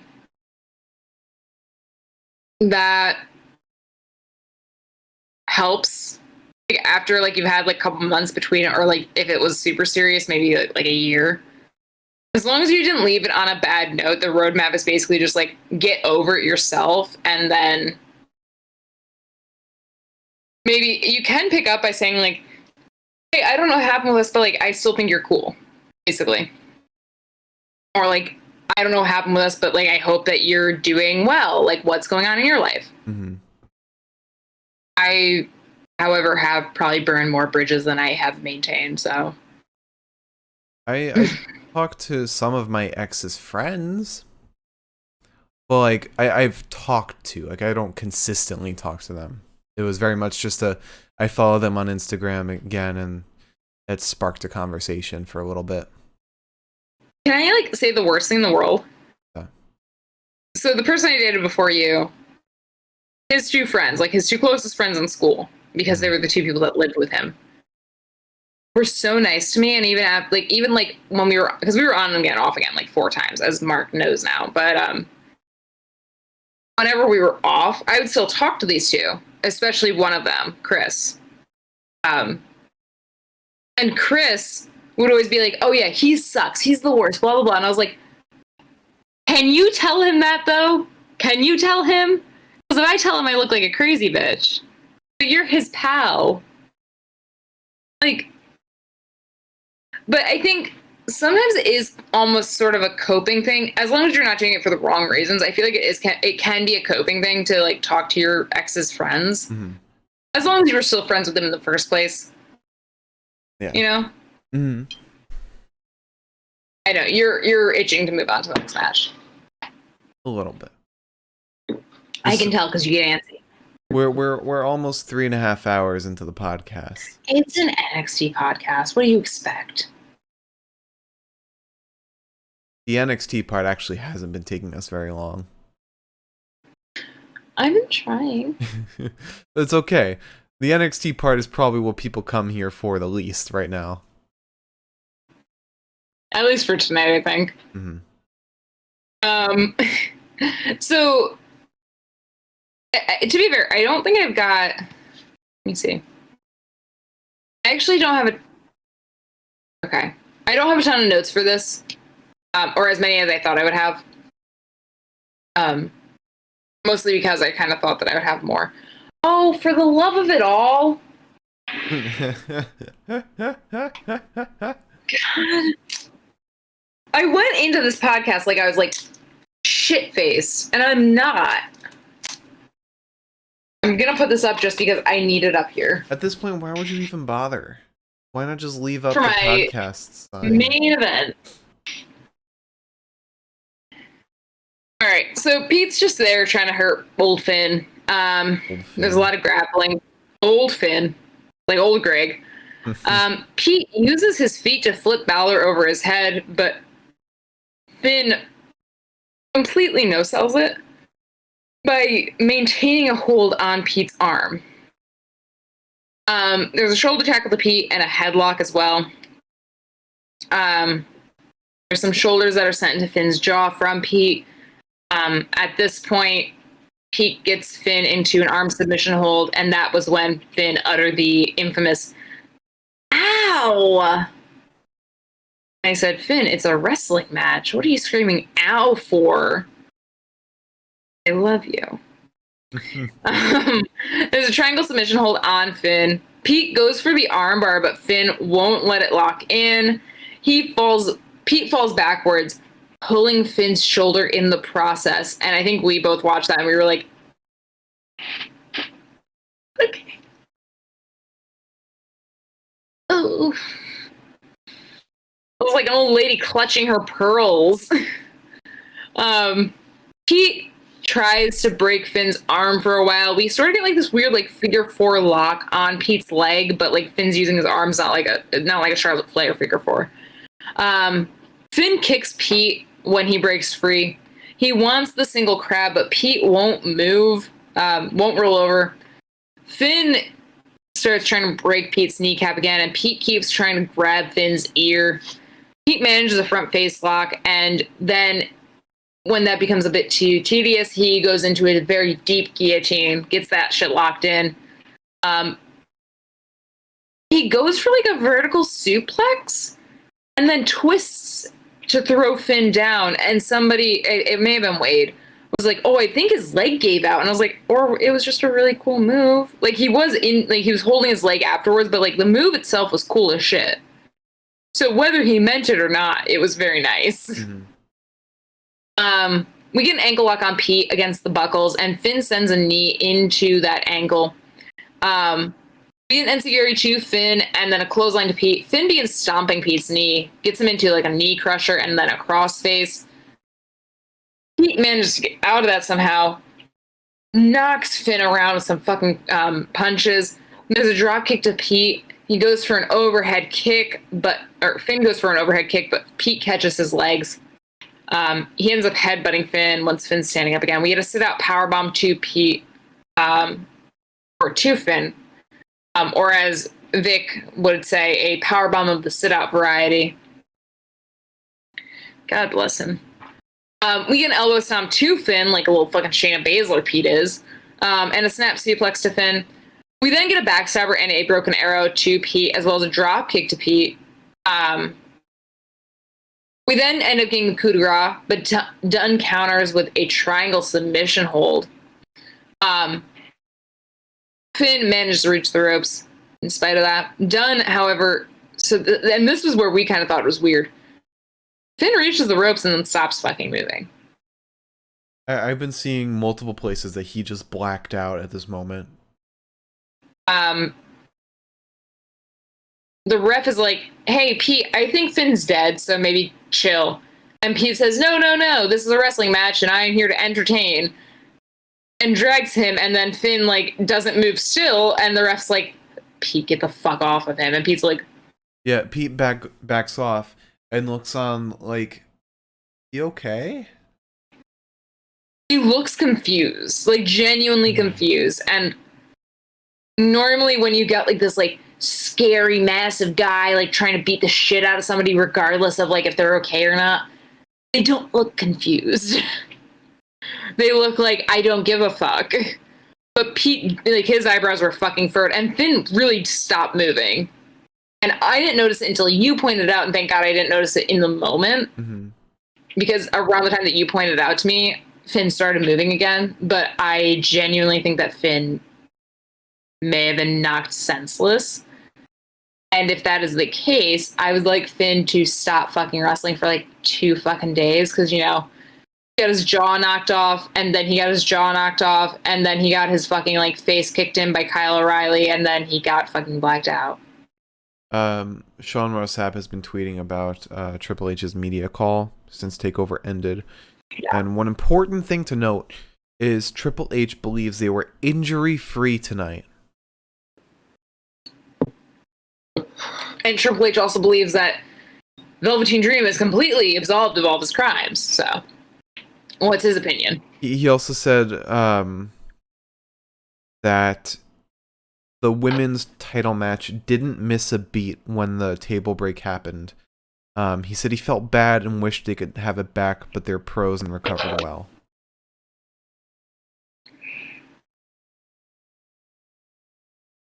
I think it missed a beat. Not a noticeable beat, but it missed a beat that it definitely deserved to have. How's that? Yeah, I don't think the table break had to do with anything that match was missing.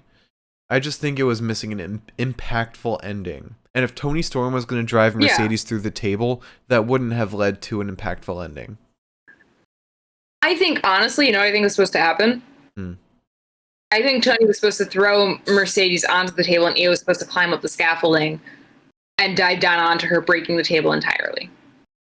I guarantee you Toni was supposed to be part of that, sort of in the same vein as the, what was it, Survivor Series with Charlotte, Asuka, and Becky, where like they were all just like laying there on the table. I think that was supposed to kind of be the deal. I thought that would have been really cool. And that would have been a moment where we were all just like, oh my God, everybody's dead. And that's kind of what makes an NXT takeover. Yeah. As much as I hate to say that. But still. It for a Toni Storm, Mercedes Martinez, Io Shirai match is concerned, that should have had at least a couple of like moments, you know? And it had none of those for me. That was the one match where I was just like, well, this happened. Yeah. I'm sorry to detract from the main event, but anyway. So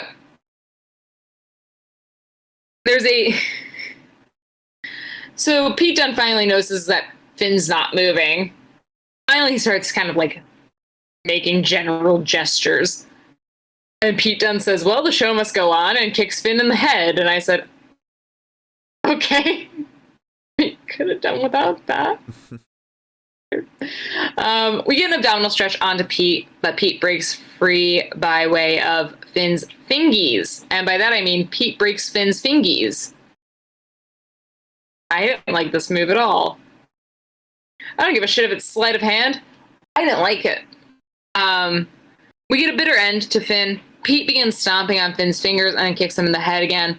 We go for a powerbomb, but Balor reverses it into a DDT.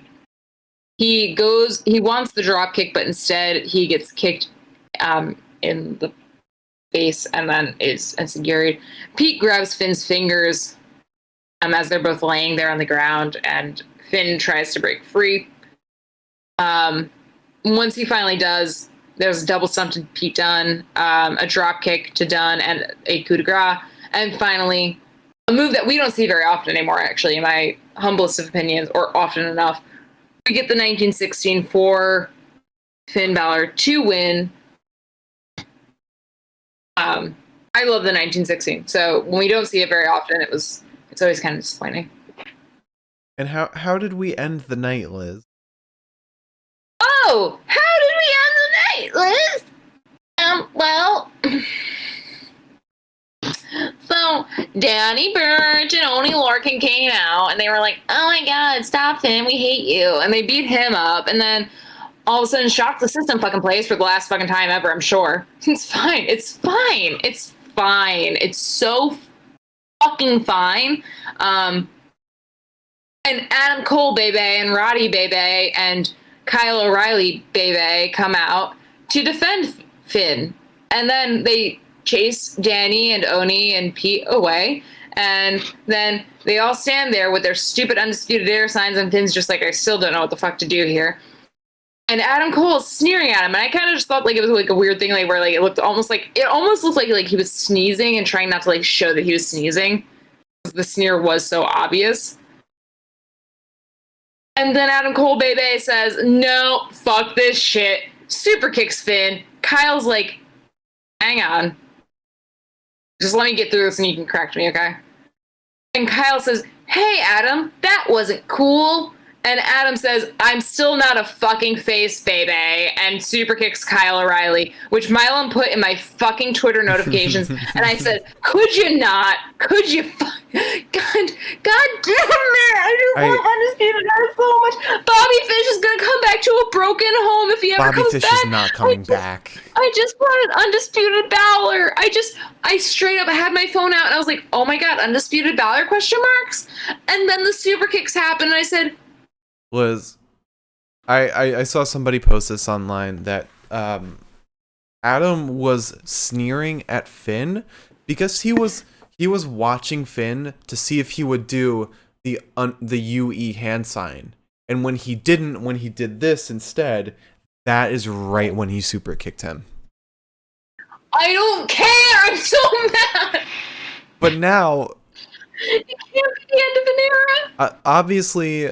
Adam and Roddy are going to remain Undisputed Era, and Kyle and Finn are going to be their own thing, their own partnership, and we're going to get a tag team match between Kyle Finn versus Adam and Roddy. Right. And I can't wait for the ladder match for the custody of Roderick Strong.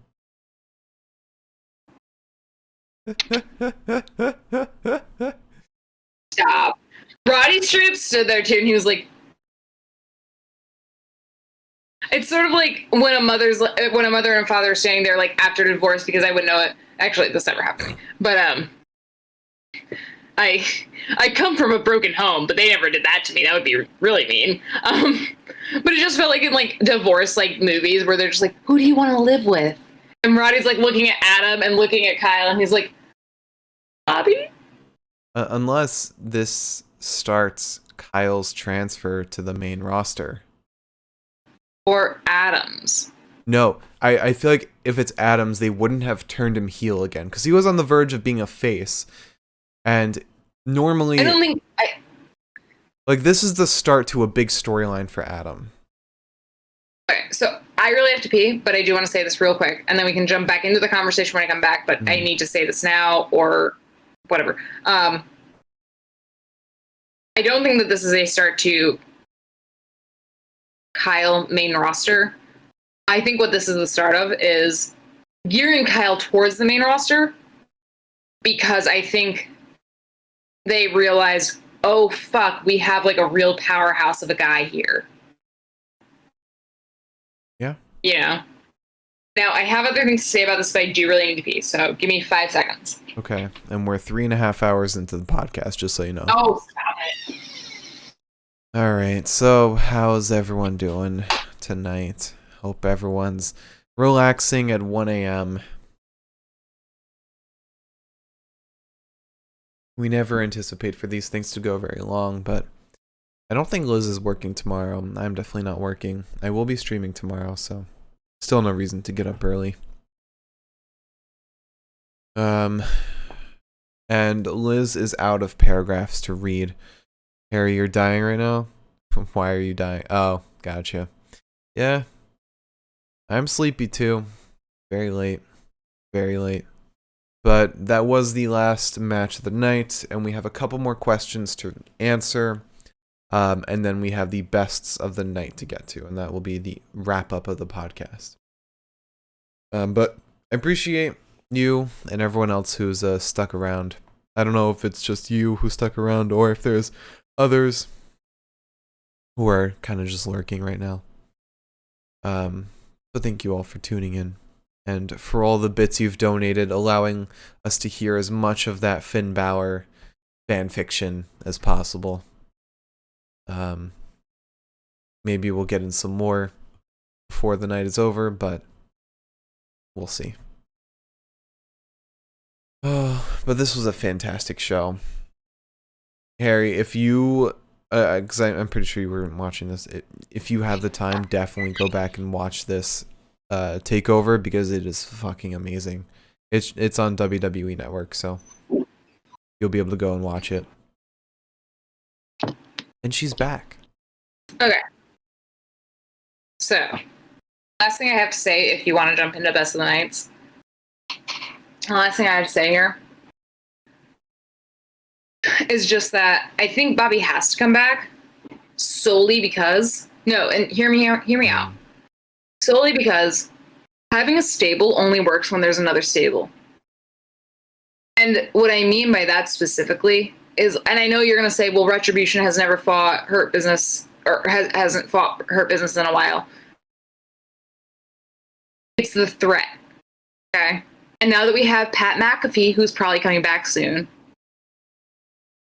I think Bobby has to come back, because Undisputed Era, I don't think, can die like this. What I think is going to happen, I think the reason that they're going crazy with like the selling off of all the merch for Undisputed Era is probably because they're going to have to manufacture new merch for Undisputed Era. I don't think that this is the end of the era, but I think this is the end of that particular era.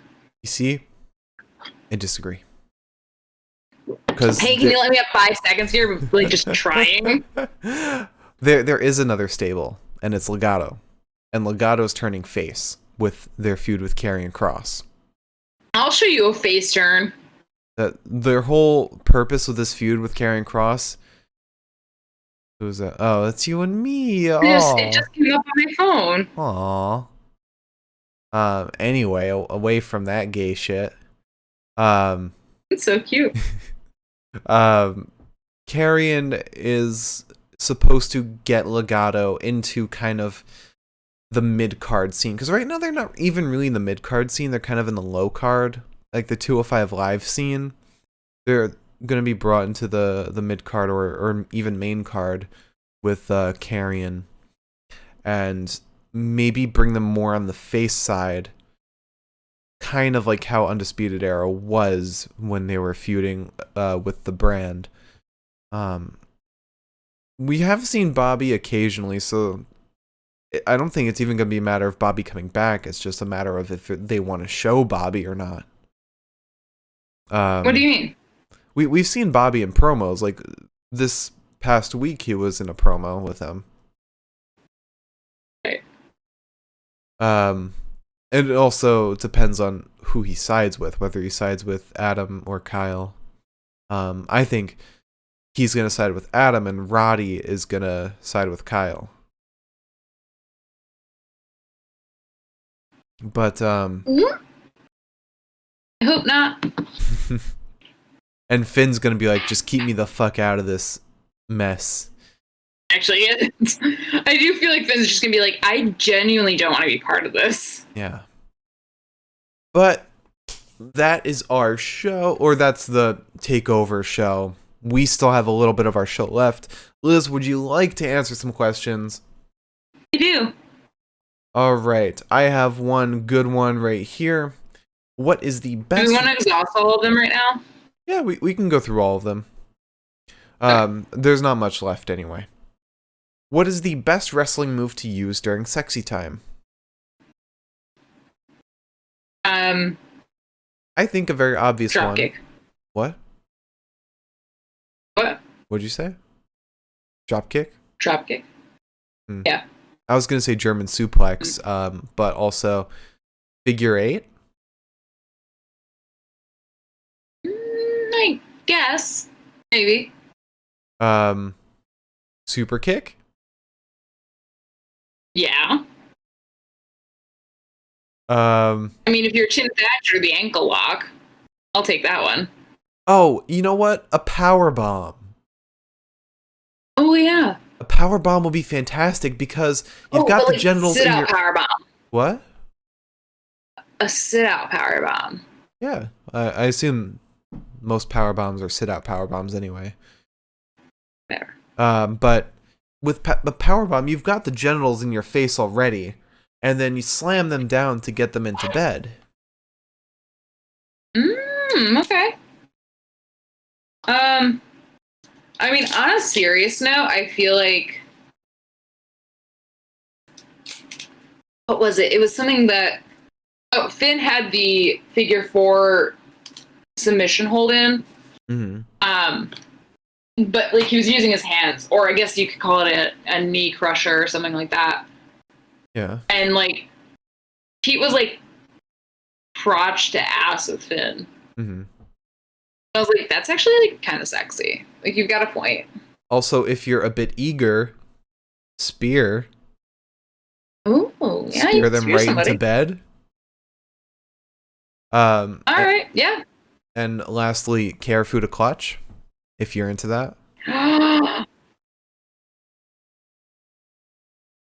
Okay, I mean, I guess that leads us into the next question, which is weirdest personal kink.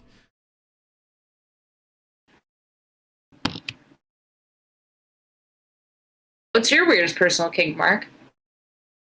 I don't know. I don't really have one. I mean, mine is definitely Dexter Lumis's The Silence. I know we're not doing wrestling moves, but that's probably going to be the weirdest one that I've got. I don't know if I have one. It's hard for me to think of one right now. Yeah. I really hope your parents are still listening. I mean, it's almost 1:30, so I doubt they are. It's fine. They support their son. Yeah, I don't think I have one. At least, if I do have one, I don't know if I'd want to share it on the podcast. It's some puss shit, but okay. But... Oh my god, why, you're really gonna go past it?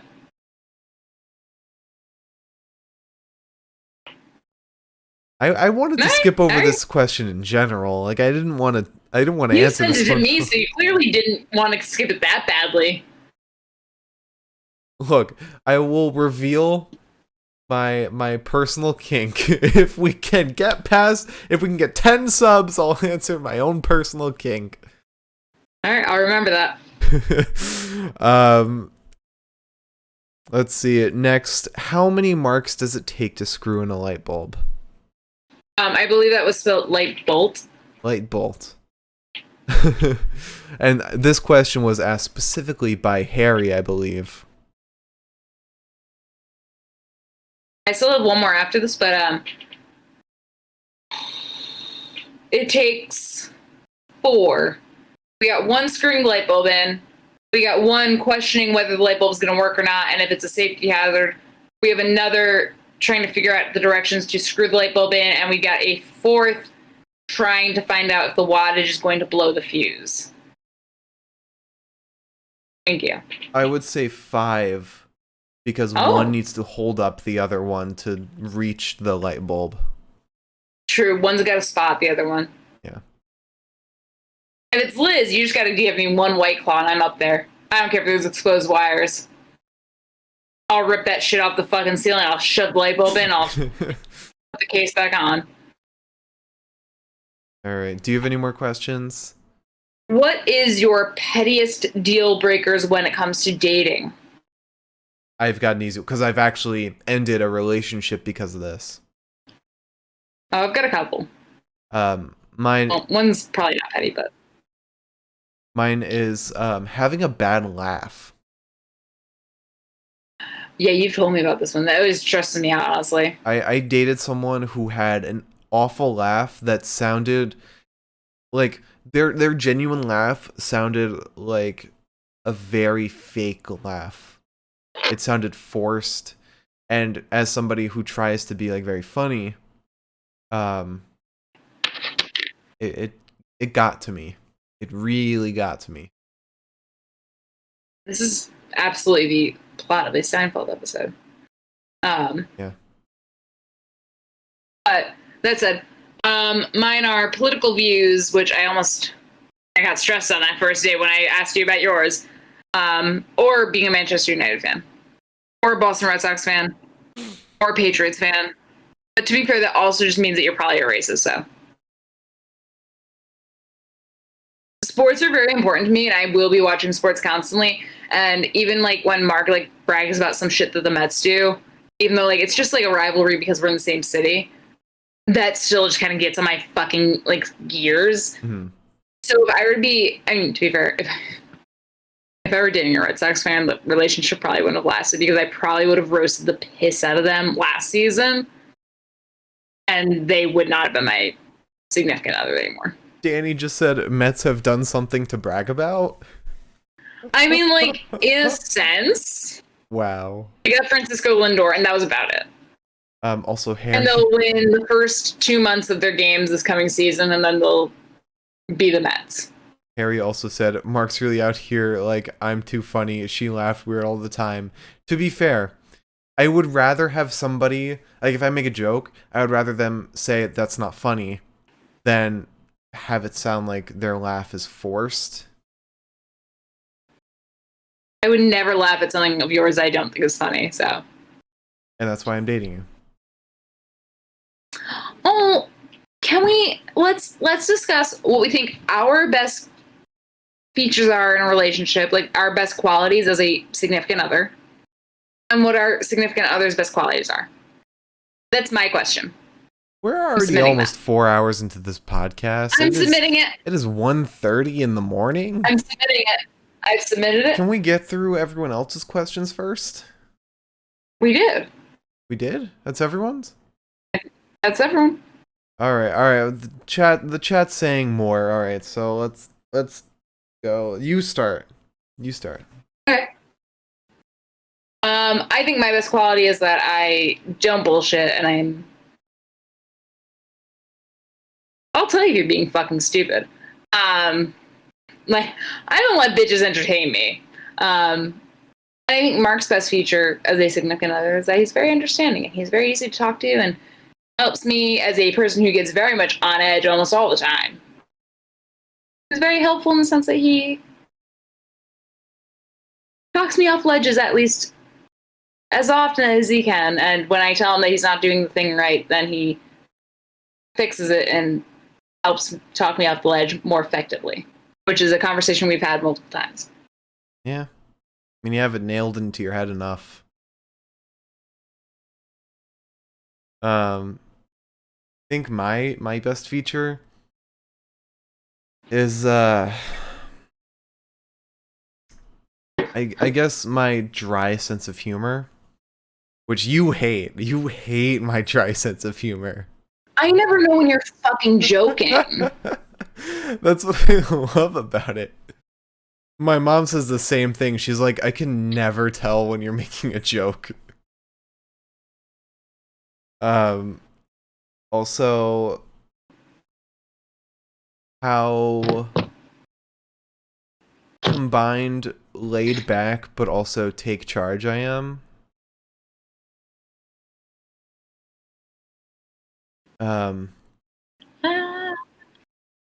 You think you're laid back?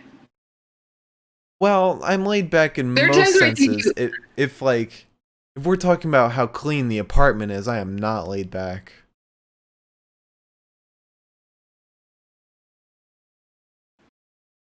Hmm. Now your best qualities. Oh, this might My take a best little. qualities. This might take a little while to think about. Oh,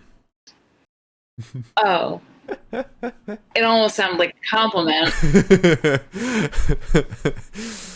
um. Oh man.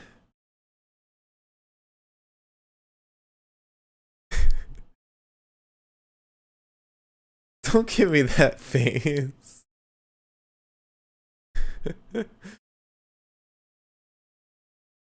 No, it's because like I've been with you so long that it's like it's hard to point out specifics. It's hard to point out why you like me. Yeah, it is. Okay. But I guess because like this might sound like a bad thing, but like you're so stubborn, but also like you don't back down from what you believe in, so it's like you keep me on the right track. I am a bitch. And at the same time you're also very caring. You're It's the Cancer moon. you're very assertive too. But like in certain when it matters you're assertive. Not like 100% of the time, only when it matters.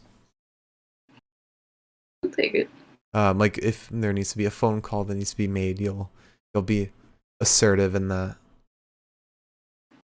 I feel like I'm a very I'm a very headstrong bitch. Headstrong by trapped bitch. Yeah, I think that's like your defining quality. It's probably fair. Whenever people ask me like, or when I've got to like ask like people like what like during like quizzes like personality quizzes and shit, it's like what's like something your friends would define you as? I'm always like, I hate those questions.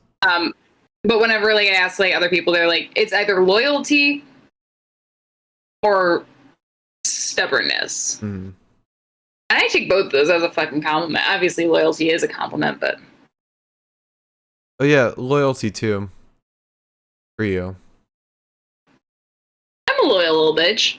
I'm like a fucking German Shepherd.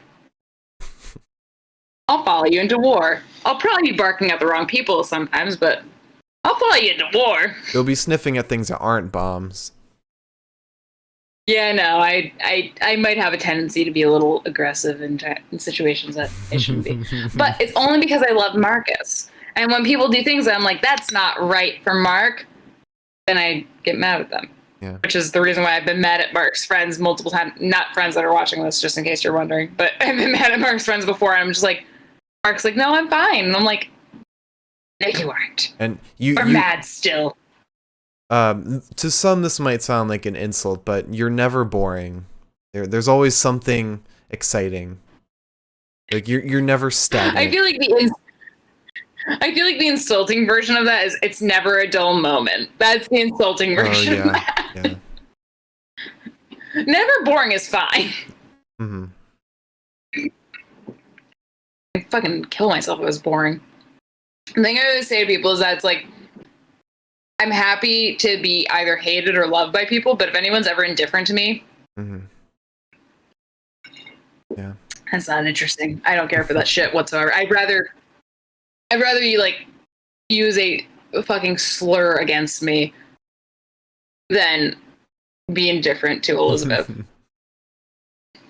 All right, so that's all the questions that we received. And we appreciate all of them. I was really shocked by the turnout of questions that we got. Yeah. Thank you guys for all of your questions. Now we move on to the bests of the night for this takeover. Welcome Dylan Ward 316. Unfortunately, you're joining at the end of the podcast. Unfortunately, joined at the moment. I just combined gin, lemon juice, and the mango White Claw. So nasty. Thank you for joining us this time. So, promo of the night. We're not even going to talk about it. It's just going to be Austin Theory gets kidnapped. I'm sorry. Can you please phrase that as Dexter Lumis doing the most for NXT? Fine. Thank you. You're part of the problem if you don't. All right. So, now we have Wrestler of the Night. So, we started off with Dakota Kai and Raquel Gonzalez versus Ember Moon, Shotzi, Blackheart. I am you will 100% disagree with me, but I will give this to Ember Moon. She was fucking awesome in this match. She was amazing. You are wrong, but yeah. I liked that eclipse at the end. I know you didn't, but I liked it. I thought it was well executed. Okay. Ember was on a whole nother level today. She was crazy. She was full of goddamn life, and I loved her. Then we had Kushida versus Johnny Gargano, and I'm gonna give this one to Johnny. It was kind of a toss-up for me between the two, but I think what it came down to was difference in how they show their character, and Johnny shows a lot more character than Kushida, because if we're talking skill level with wrestling, they're both on the same level. They're both equally skilled with wrestling, but Johnny shows just a bit more character than Kushida does. Mostly because Kushida is like the purest babyface that NXT has, so that means he practically has no character. But Johnny just brings a lot more life to his wrestling. And then we had MSK versus Grizzled Young Vets. Without a doubt, I'm giving There's only one answer. Wesley.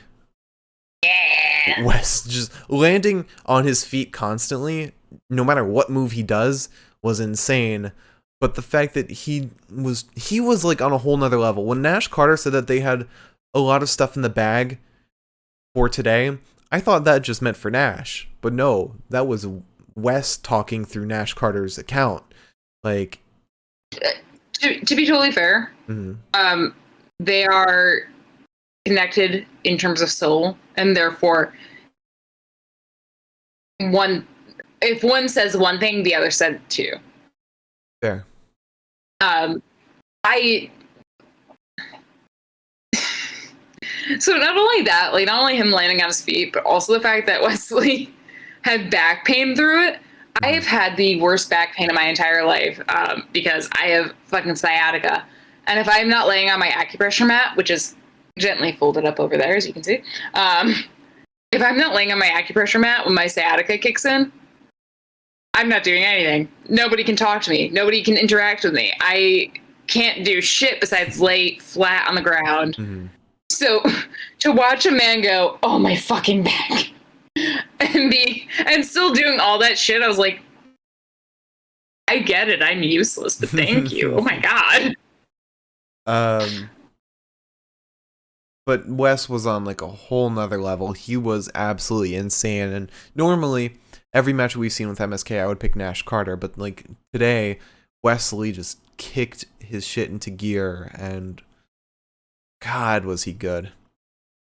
Then we had Mercedes Martinez versus Toni Storm versus Io Shirai for the NXT Women's Championship. I guess I'll pick Io. Mercedes didn't do much. Toni didn't do much. Io was, she was good. I don't know. This match didn't do it for me. Better. But then we had Pete Dunne versus Finn Balor. I'll give it to Finn. Finn was great. He sold a shit ton of Pete's moves, like sold them really well, especially when I don't know if he looked like he blacked out or if he actually blacked out, but Finn, you are the most talented wrestler in the world aside from Johnny Gargano. Yeah, Finn is just an incredibly talented wrestler. I don't think today was his day, at least from a viewer's perspective, because it was all technical wrestling. So it was kind of hard to be impressed by. One thing to note, though, this match was entirely in the ring, just like all of Finn's matches have been. They didn't leave the ring once. Yeah, and I like that a lot. But to be fair, we get that a lot with NXT, because even if somebody leaves the ring, they end up back in the ring. Mm-hmm. Pretty shortly thereafter. It's never too long. Now comes the moment of picking the best of the night. And I don't think I've ever had a harder time picking it than tonight. But we're going to go through and eliminate them, which will be easier for me. So I'm going to eliminate Io right off the bat. Io is not the best of the night. Neither is Ember. Neither is Finn. Okay. So for me, Okay. it comes down to Johnny or Wes. As I figured. I have a feeling I know who you're going to pick. But I want to stick to my guns. I have a feeling that's not going to be who you're going to pick. I hope you'll listen to my argument at the very least. I will. I'm picking Johnny Gargano. Oh, bad choice. Johnny, there's a reason he's called Johnny Takeover.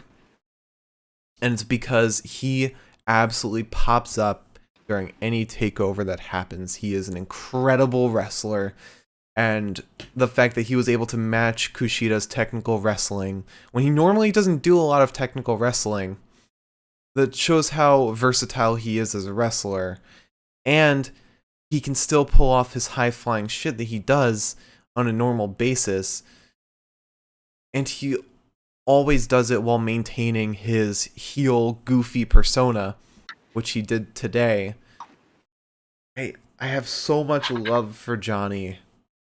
And I'm reminded every single takeover of how much I love him. Yes, Wes was fantastic. I love Wes a lot, and I'm so glad that we have him on NXT now. But I don't think he had that level of character, that level of spice, the paprika to the meal that Johnny had. So it's interesting because paprika is actually only used for color for the most part. Paprika, unless you're using it for a barbecue meal, it's really not used for much. So that works perfectly because I think Johnny's was really just for the color. Wes, however, looked fucking amazing. He had the pizzazz. He looked so good. Every single move landing on his feet every single fucking time, no matter what. And it's not that he's a young dude that just like got in the ring. He's a young dude who has been in the ring. So it's not that he's picking up from square one. It's that he's picking up from square two and continuing. And on top of that, you can say that Johnny had all his character in the ring and like whatever, fine, I guess, sure. But Wes is out there. His character is loving Nash. That's it. Not that that's it, but like that's what tonight was about. And you had him standing out there on the apron, constantly saying, "Get out of that lock, Nash. You can do it, Nash. You're doing great." Like, you had that love. And I think that the love between the two of them is their character right now. That's what this is all about. There's no part of me that thinks on any planet that Johnny Gargano deserves that title of Fighter of the Night over Wesley. I'm sorry. I can't.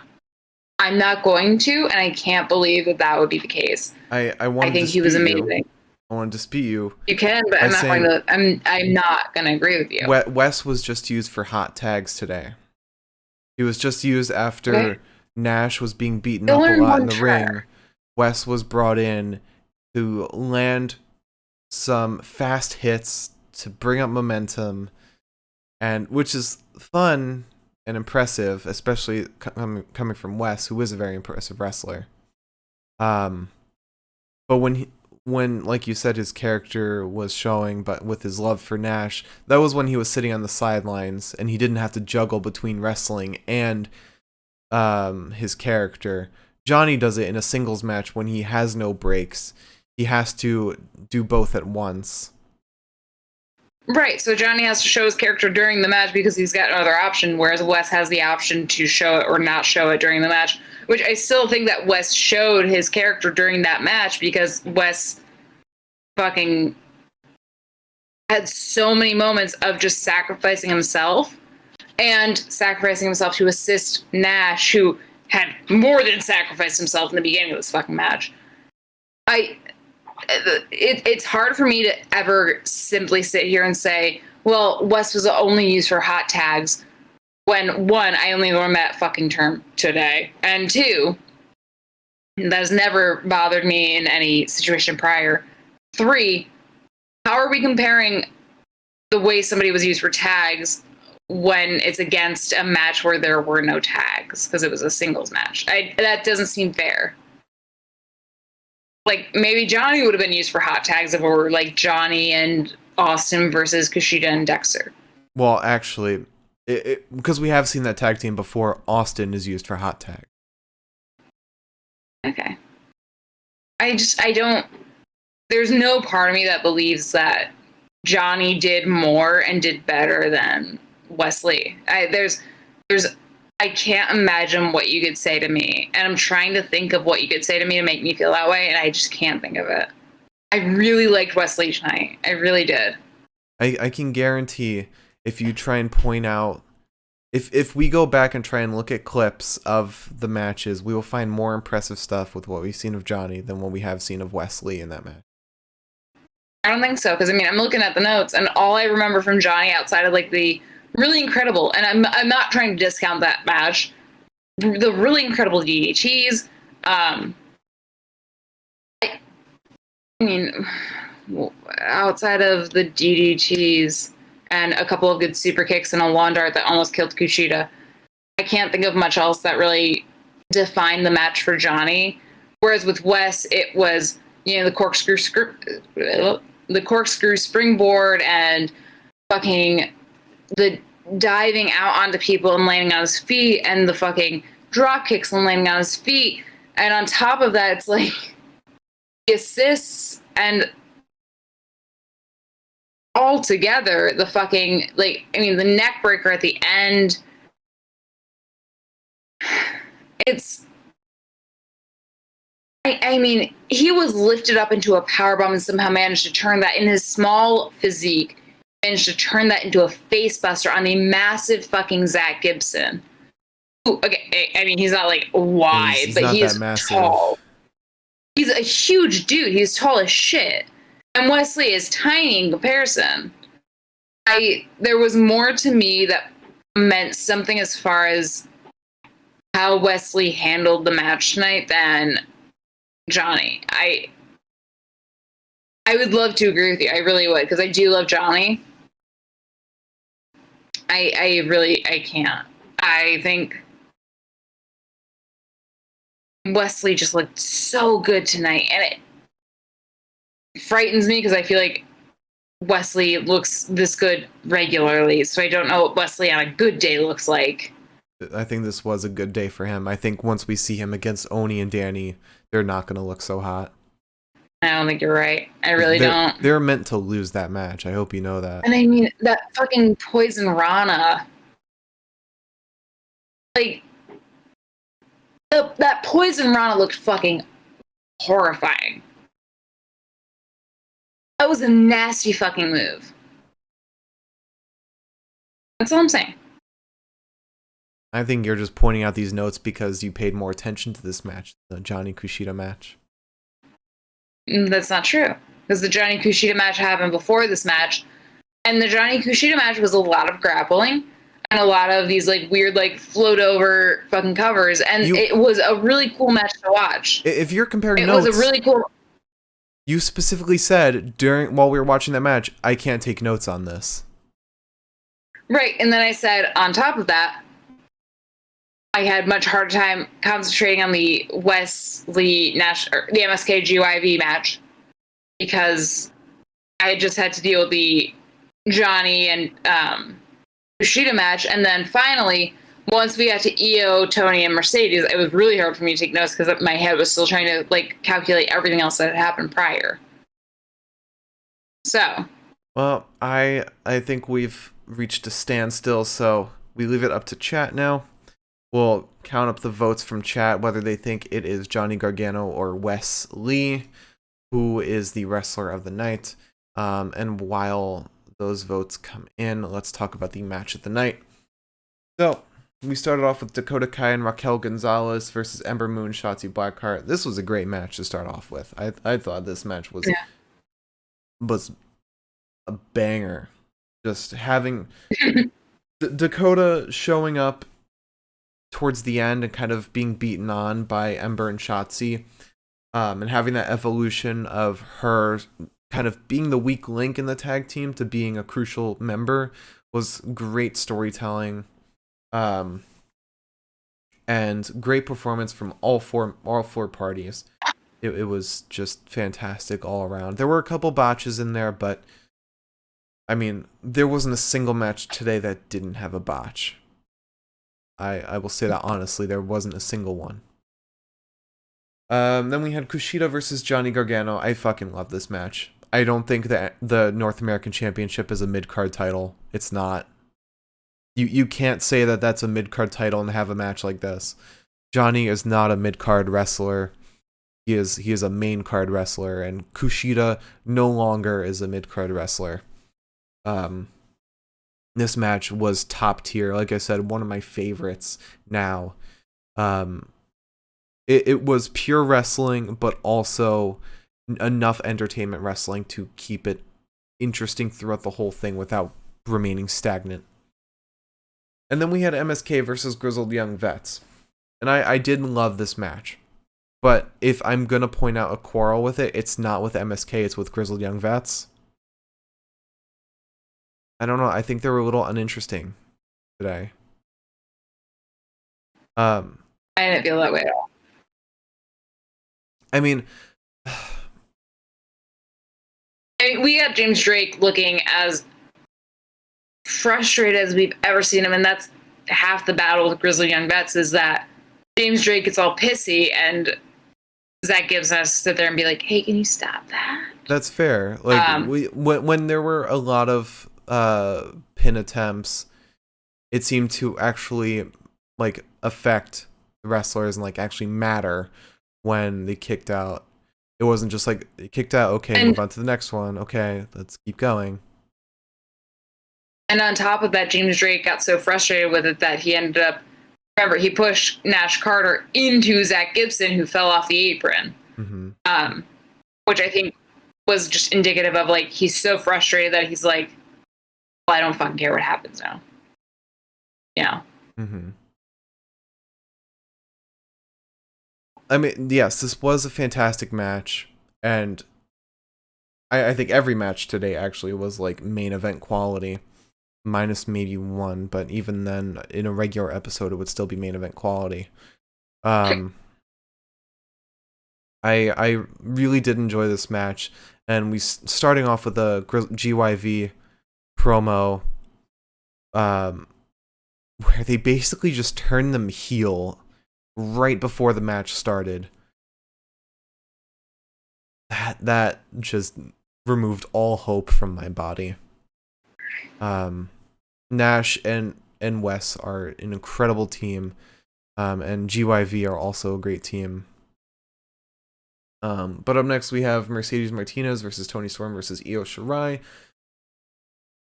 And yeah, this was a match. It's too short. It's not even the fact that it's too short. I think it just didn't have an impactful ending. Yeah. Because the pin just kind of happened out of nowhere. There was no wear to the wrestlers at all. There was no devastating move that caused the ending. It didn't feel like there was a cause for the pinfall. It just didn't feel like, yeah, impactful. It didn't feel impactful at all. And then lastly we had Pete Dunne versus Finn Balor. Oh boy. This was a really good match, and I despite the ending being devastating, it does carry us into a whole new storyline that really makes me excited to continue on because of where it could take us. That I never asked for. And nobody asked for. But the match itself was just pure wrestling. Finn's ow. It was. Oh, what a prince. It was tiring though. It was, if I'm being honest, it was very tiring. I felt as tired as Finn while watching the match. Because it did feel very repetitive, considering it was just constant grappling, which I always fear will happen to Tim Thatcher. I fear that his just traditional style of wrestling will get repetitive in long matches, which it hasn't yet. It hasn't yet, but I'm afraid that it might get to that point if they put him in long main event matches, like this one. But yeah, I think that's just where we're at with this match. Now, if we're talking the best match of the night, I mean, I know what you're going to say, and I know you're not going to back down from what you're going to say. So I might as well just say it. MSK versus GYV. That's my pick for match of the night. Just because I don't want to argue with you and make this a 4.5 hour long podcast. I'm offended, but I'm also not going to disagree with you because I think this was the best match in the entire fucking evening. It gave me everything I wanted to get from tonight. I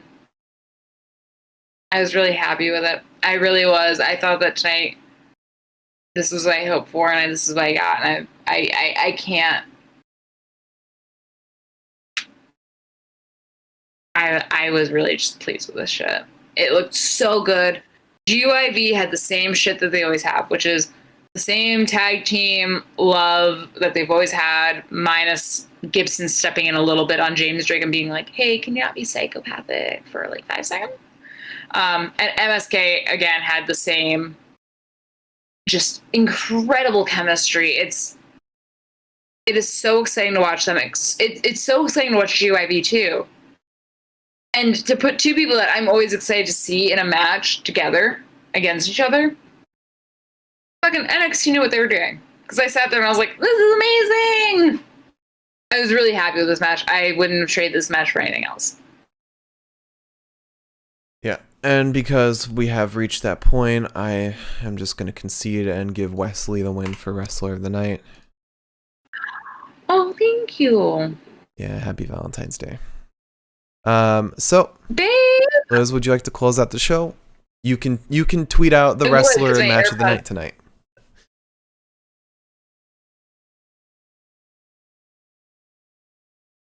That's your retribution for me conceding on Match and Wrestler of the Night.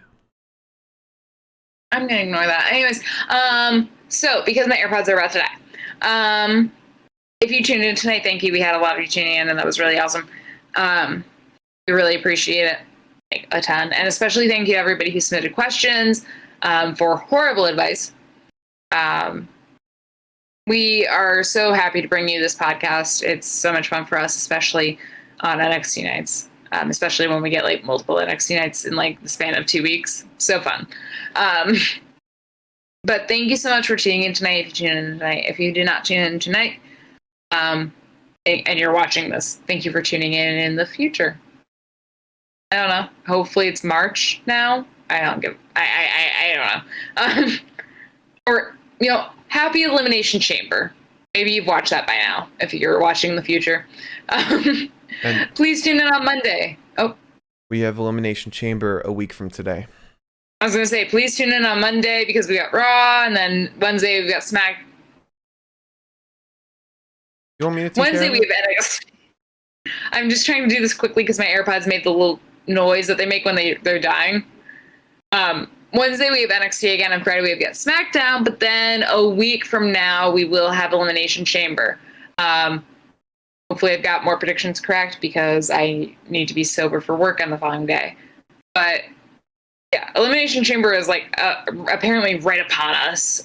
So that will be a week from now, if not less than a week from now, because we are now in Monday.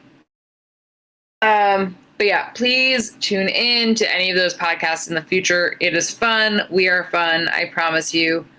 I promise you. Yeah, that's all I got. Thank you to everyone who donated bits. Harry, yep. Ryan, Danny, I see you guys in the chat. Mitch, Ryan, Toxic Biggie, thanks for all the bits, everyone. We really appreciate it.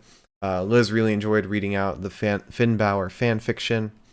And I'll do it again. Don't forget to tune in tomorrow for Monday Night Raw, but also Friday will be our predictions night for Elimination Chamber, and then Sunday will be our Elimination Chamber post show. If you enjoyed, hit the follow button or subscribe. And check us out on YouTube if you missed part of this show or one of the previous shows. We are the Pinfall Podcast on YouTube. And if you're watching on YouTube, check out the live show, twitch.tv/The Pinfall Podcast. On Twitter, we're at Pinfall Podcast. Our personal Twitters, I'm at the Mark Cameron. Liz is at Eliza Elane23. And don't forget to check out the Universal Pokemon Federation on YouTube. It's a combination of WWE and Pokemon that we're all working on together. It is a fun-ass time. We've got a new episode coming out this Thursday. You won't want to miss it. Some big stuff is going to happen. So, and check out Verismo Productions on YouTube, a production company we all own together. And we've got some big stuff on the way. Thank you all for watching, and have a great night. We'll see you in less than 24 hours. Please rate your Mark and Finn Balor fanfictions. Yeah.